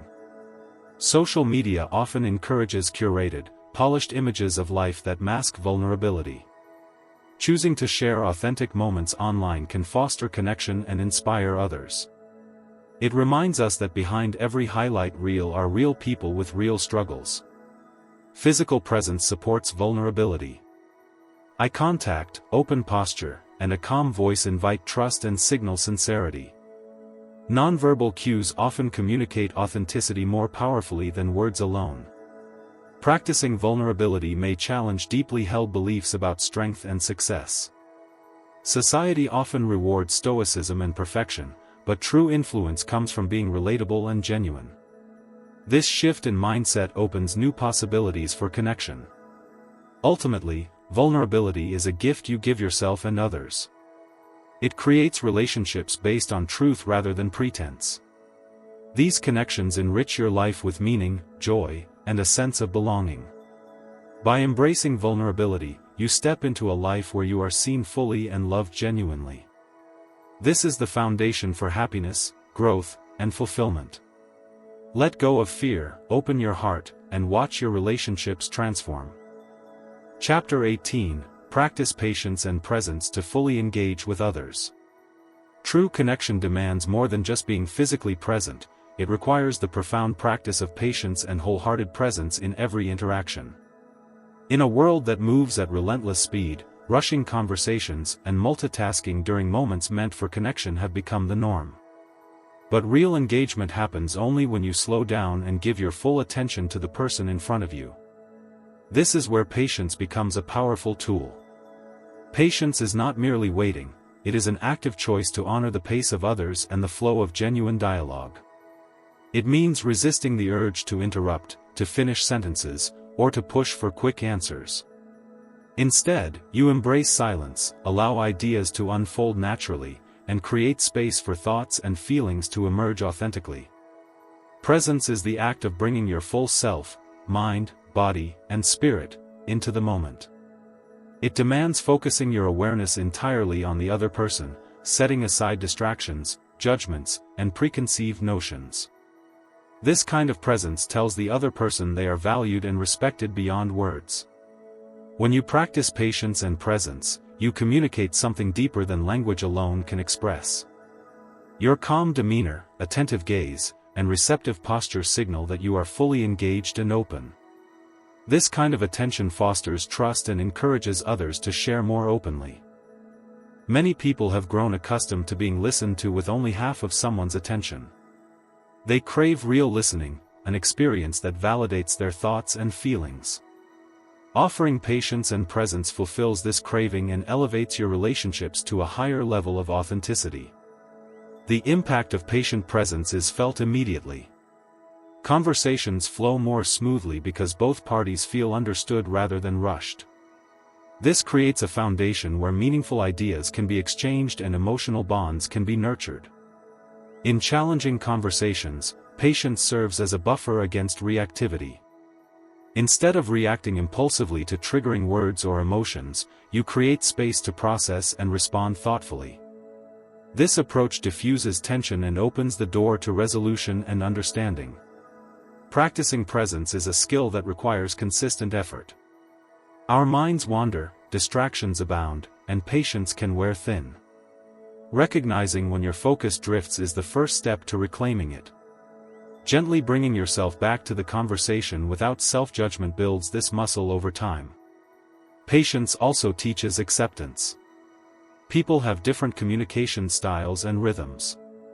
Some think quickly and speak rapidly, others take longer to express themselves.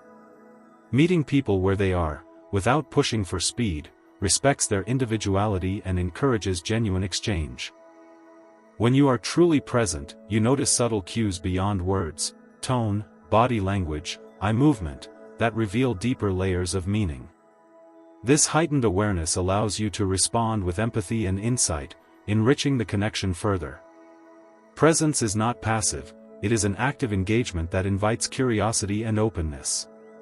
Asking thoughtful questions, reflecting feelings, and summarizing what you hear demonstrate that you are tracking the conversation closely and care deeply about understanding. Patience can be tested in situations where others struggle to articulate their thoughts or when conversations become emotionally charged. Staying calm and grounded models stability and safety, which helps others feel secure enough to open up. Modern technology can challenge our ability to be present. Devices demand attention and fragment our focus.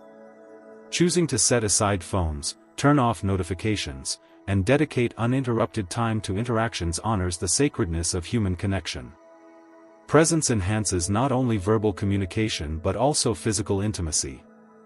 Simple acts like a warm smile, a gentle touch, or sustained eye contact convey attentiveness and care. These gestures deepen bonds beyond spoken words. Practicing patience and presence also enriches your self-awareness. It requires tuning into your own reactions, judgments, and impulses. By observing yourself in the moment, you gain insight into what distracts or unsettles you, creating opportunities for growth. The quality of your relationships reflects the quality of your attention. By offering your full presence, you foster connections based on trust, respect, and understanding, rather than superficial exchanges or distractions. In professional settings, patience and presence improve collaboration and leadership. Leaders who listen attentively and allow space for ideas cultivate innovation and loyalty. Teams thrive when members feel heard and valued. Children and loved ones benefit profoundly from patient presence. When you slow down to truly engage with them, you validate their experiences and build emotional security. This presence nurtures confidence and strengthens bonds. Presence is a gift you give not only to others but to yourself. It anchors you in the present moment, reducing anxiety about the past or future. This mindfulness fosters peace and clarity that extend beyond the interaction. Practicing patience requires understanding that connection cannot be rushed. Meaningful conversations often unfold gradually and unpredictably. Embracing this process invites deeper discovery and mutual respect. Presence helps you resist the temptation to impose your own agenda or assumptions. Instead, you open to learning and adapting as the conversation evolves. This flexibility enhances understanding and connection. True listening is a cornerstone of presence. It means hearing not just the words but the emotions and intentions behind them. This deeper hearing strengthens empathy and validates the speaker's experience. Sometimes, presence means sitting with silence comfortably, allowing space for reflection. Silence can be powerful in communication, giving both parties room to process and respond thoughtfully. Practicing patience and presence transforms routine interactions into moments of connection and growth. Simple conversations become opportunities to build trust, learn from others, and deepen relationships over time. These practices cultivate emotional intelligence, the ability to recognize, understand, and manage emotions in yourself and others. Emotional intelligence is key to effective communication and lasting connection. When you commit to being patient and present, you become a source of calm and stability in relationships. Others are drawn to your centered energy and find comfort in your presence. Presence invites gratitude. By slowing down to truly engage, you notice qualities and details about others you might have missed in hurried exchanges. This appreciation strengthens bonds and fosters positivity. The effort you put into patience and presence multiplies in the quality of your relationships and your own well-being. The rewards are profound: deeper trust, greater understanding, and a more fulfilling life. In every encounter, you have the power to choose patience and presence. This choice transforms communication from a transactional exchange into a rich human experience. By mastering these skills, you unlock the door to genuine connection and meaningful relationships that nourish your soul and inspire your growth. Embrace patience and presence as your greatest communication gifts. Chapter 19: Use feedback to continuously improve your speaking skills. The path to mastery in speaking is paved by those who listen closely, not just to themselves but to others who offer honest, constructive feedback. Improving your ability to communicate with clarity, confidence, and impact doesn't come from talent alone. It grows when you welcome insight from outside yourself, especially the feedback that challenges your current approach. Feedback is not criticism to fear but a vital tool that sharpens your skills and refines your message. At its core, feedback reveals blind spots. It shines light on habits and patterns you may be unaware of, like speaking too quickly, losing your audience's attention, or overusing filler words. Without this perspective, it's easy to repeat the same mistakes, thinking you're making progress when in reality you might be going in circles. The willingness to seek and embrace feedback is what separates those who grow from those who plateau. But feedback isn't always easy to receive. Our natural defenses want to protect our ego. Hearing that something in our speaking style falls short can trigger discomfort or denial. This is precisely why developing the right mindset is crucial. View feedback as a gift, a tool for your evolution, rather than a judgment on your worth. When you shift to this perspective, you free yourself to listen openly and act deliberately. The process of using feedback effectively starts with asking the right people. Choose listeners who are honest, knowledgeable, and invested in your growth. Trusted mentors, colleagues, or coaches who understand your goals can offer insights that resonate with your journey. Equally important is selecting feedback that is specific and actionable, not vague or overly generalized. Once you receive feedback, don't rush to respond or explain. Take time to absorb it fully. Reflect on what resonates with you and identify areas that seem most impactful to improve. Sometimes, feedback will highlight multiple areas. Prioritize what will create the most noticeable difference in your speaking. It's essential to break down feedback into manageable steps. If you try to fix everything at once, progress will feel overwhelming and unsustainable. Focus on one or two key elements at a time, whether it's improving your tone, managing pacing, or enhancing your body language. This focused approach builds momentum and helps integrate changes naturally. Practicing new speaking techniques with conscious effort is where transformation happens. Record yourself, rehearse in front of friends, or join speaking groups where you can experiment with the changes suggested. The act of repeating and refining builds confidence and internalizes improvements so they become second nature. Tracking your progress creates motivation. Keep a journal or log where you note the feedback received, the changes you're implementing, and how your delivery evolves. Celebrate small victories, whether it's a clearer message, stronger connection with your audience, or greater ease in expressing ideas. The journey of improving speaking skills is not linear. There will be setbacks and moments when old habits resurface. This is normal and expected. The key is persistence, returning to feedback, reassessing, and recommitting to growth without harsh self-judgment. Engaging with diverse feedback broadens your perspective. Different audiences have varying expectations and preferences. What resonates with one group may fall flat with another. Being open to varied input teaches adaptability and sharpens your ability to connect across contexts. Sometimes, feedback challenges you to stretch beyond your comfort zone. Maybe you're encouraged to be more expressive, take pauses for effect, or simplify complex ideas. These challenges are invitations to expand your capabilities and deepen your impact. Constructive feedback also includes nonverbal communication. Observers might notice distracting gestures, lack of eye contact, or unclear facial expressions. Addressing these subtle details enhances the authenticity and power of your message. A growth mindset keeps you curious and motivated. Instead of fearing feedback as a threat, you see it as a roadmap toward mastery.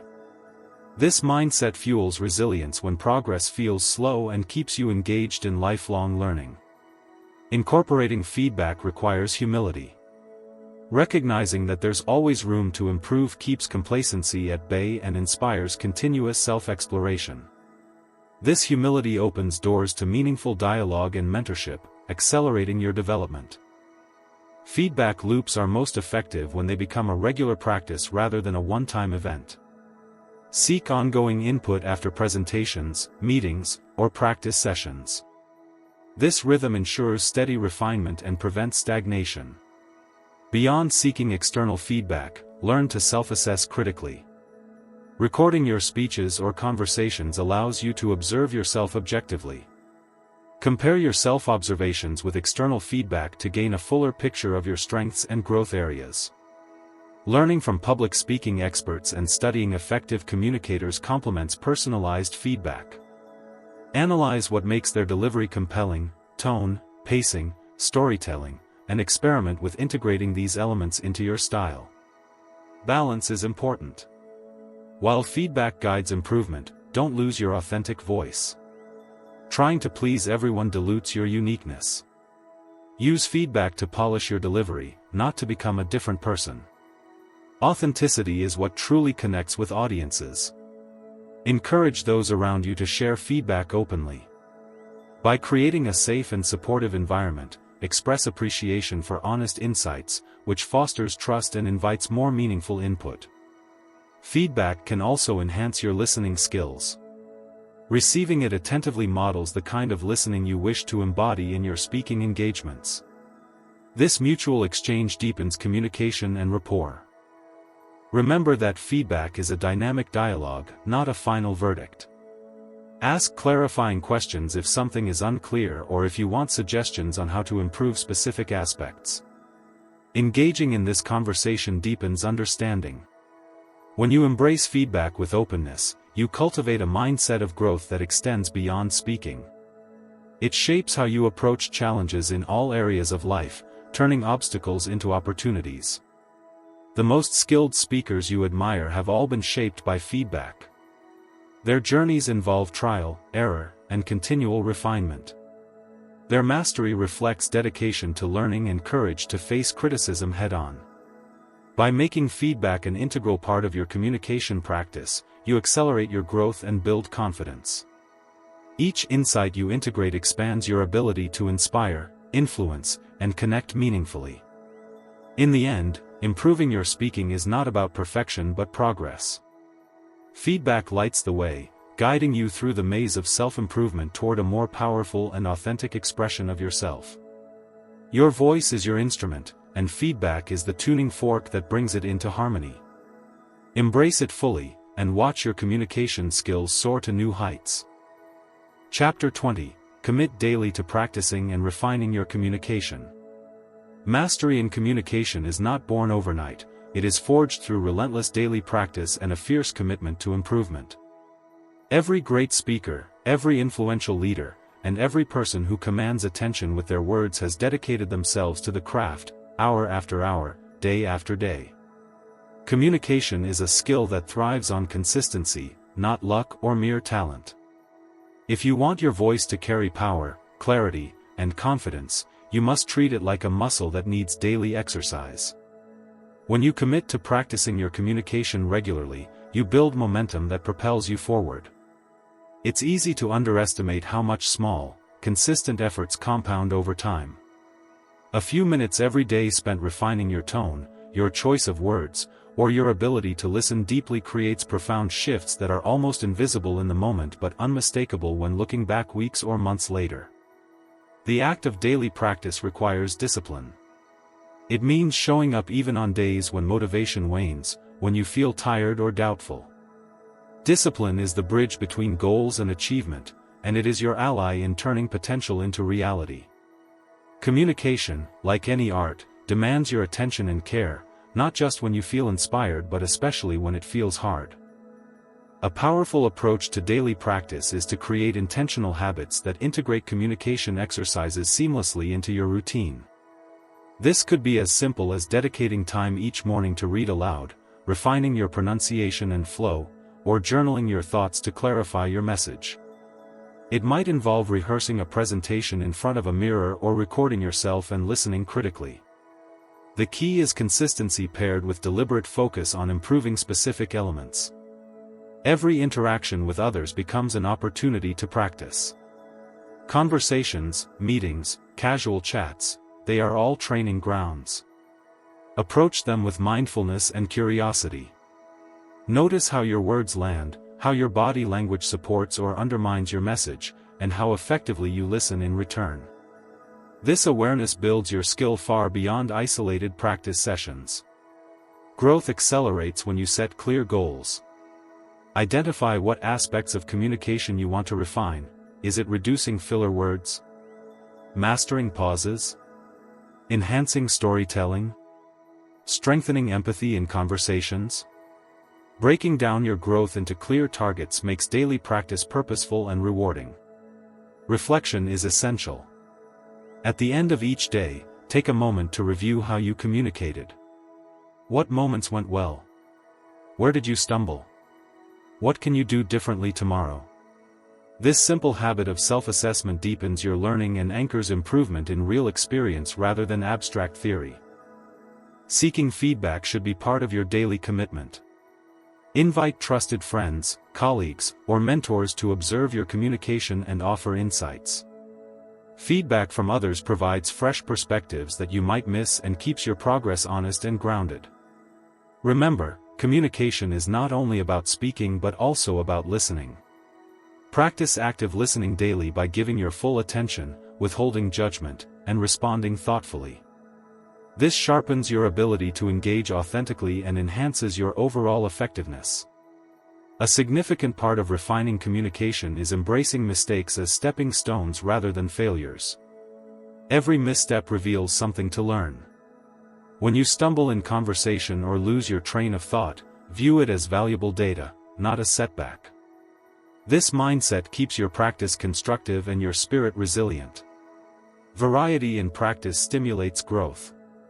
Challenge yourself with different formats: impromptu speaking, storytelling, persuasive arguments, or teaching others. Exploring diverse styles strengthens your adaptability and broadens your communication toolbox. Your environment impacts your ability to practice consistently. Surround yourself with people who value communication and support your efforts. Join groups, clubs, or communities that encourage public speaking or debate. Engaging in collective practice amplifies motivation and provides real-time opportunities to test your skills. Technology offers powerful tools to aid daily refinement. Use apps that help with voice modulation, speech pacing, or vocabulary building. Record yourself regularly to monitor progress and adjust your approach with precision. Digital tools make feedback and practice more accessible and measurable. Sustaining daily practice requires a balance between effort and rest. Overtraining your communication skills without pauses can lead to burnout or frustration. Be attentive to your energy levels and allow moments for recovery. Reflection and rest are part of growth, enabling deeper absorption of lessons. Patience is your ally in this journey. The transformation in your communication may be gradual and sometimes imperceptible. Trust the process and keep showing up. Each day of effort plants seeds that eventually blossom into confident, impactful expression. Celebrate progress, no matter how small. Acknowledge the days when you spoke with clarity, connected deeply, or handled challenging conversations gracefully. These victories fuel your commitment and remind you why daily practice matters. As you deepen your practice, you develop not just skill but presence, the ability to engage fully, speak authentically, and inspire others. This presence grows from steady dedication and manifests in every word you choose and every pause you make. Eventually, daily practice becomes less of a chore and more of a natural part of your life. It becomes a way to sharpen not just your speaking but your thinking, your relationships, and your confidence. Communication evolves from a task to a joyful expression of your unique voice. Never underestimate the power of small, consistent actions repeated daily. This is the secret behind every accomplished communicator you admire. They didn't rely on moments of brilliance but on the steady grind of daily practice, refinement, and self-belief. Commit now to invest time each day in honing your communication. Approach it with passion and persistence, knowing that every word you practice brings you closer to becoming the speaker you want to be. This commitment will transform your life in ways beyond words, opening doors to new opportunities, connections, and influence. Your voice is a powerful tool. Use it intentionally. Refine it relentlessly. And let it be heard clearly and confidently every single day.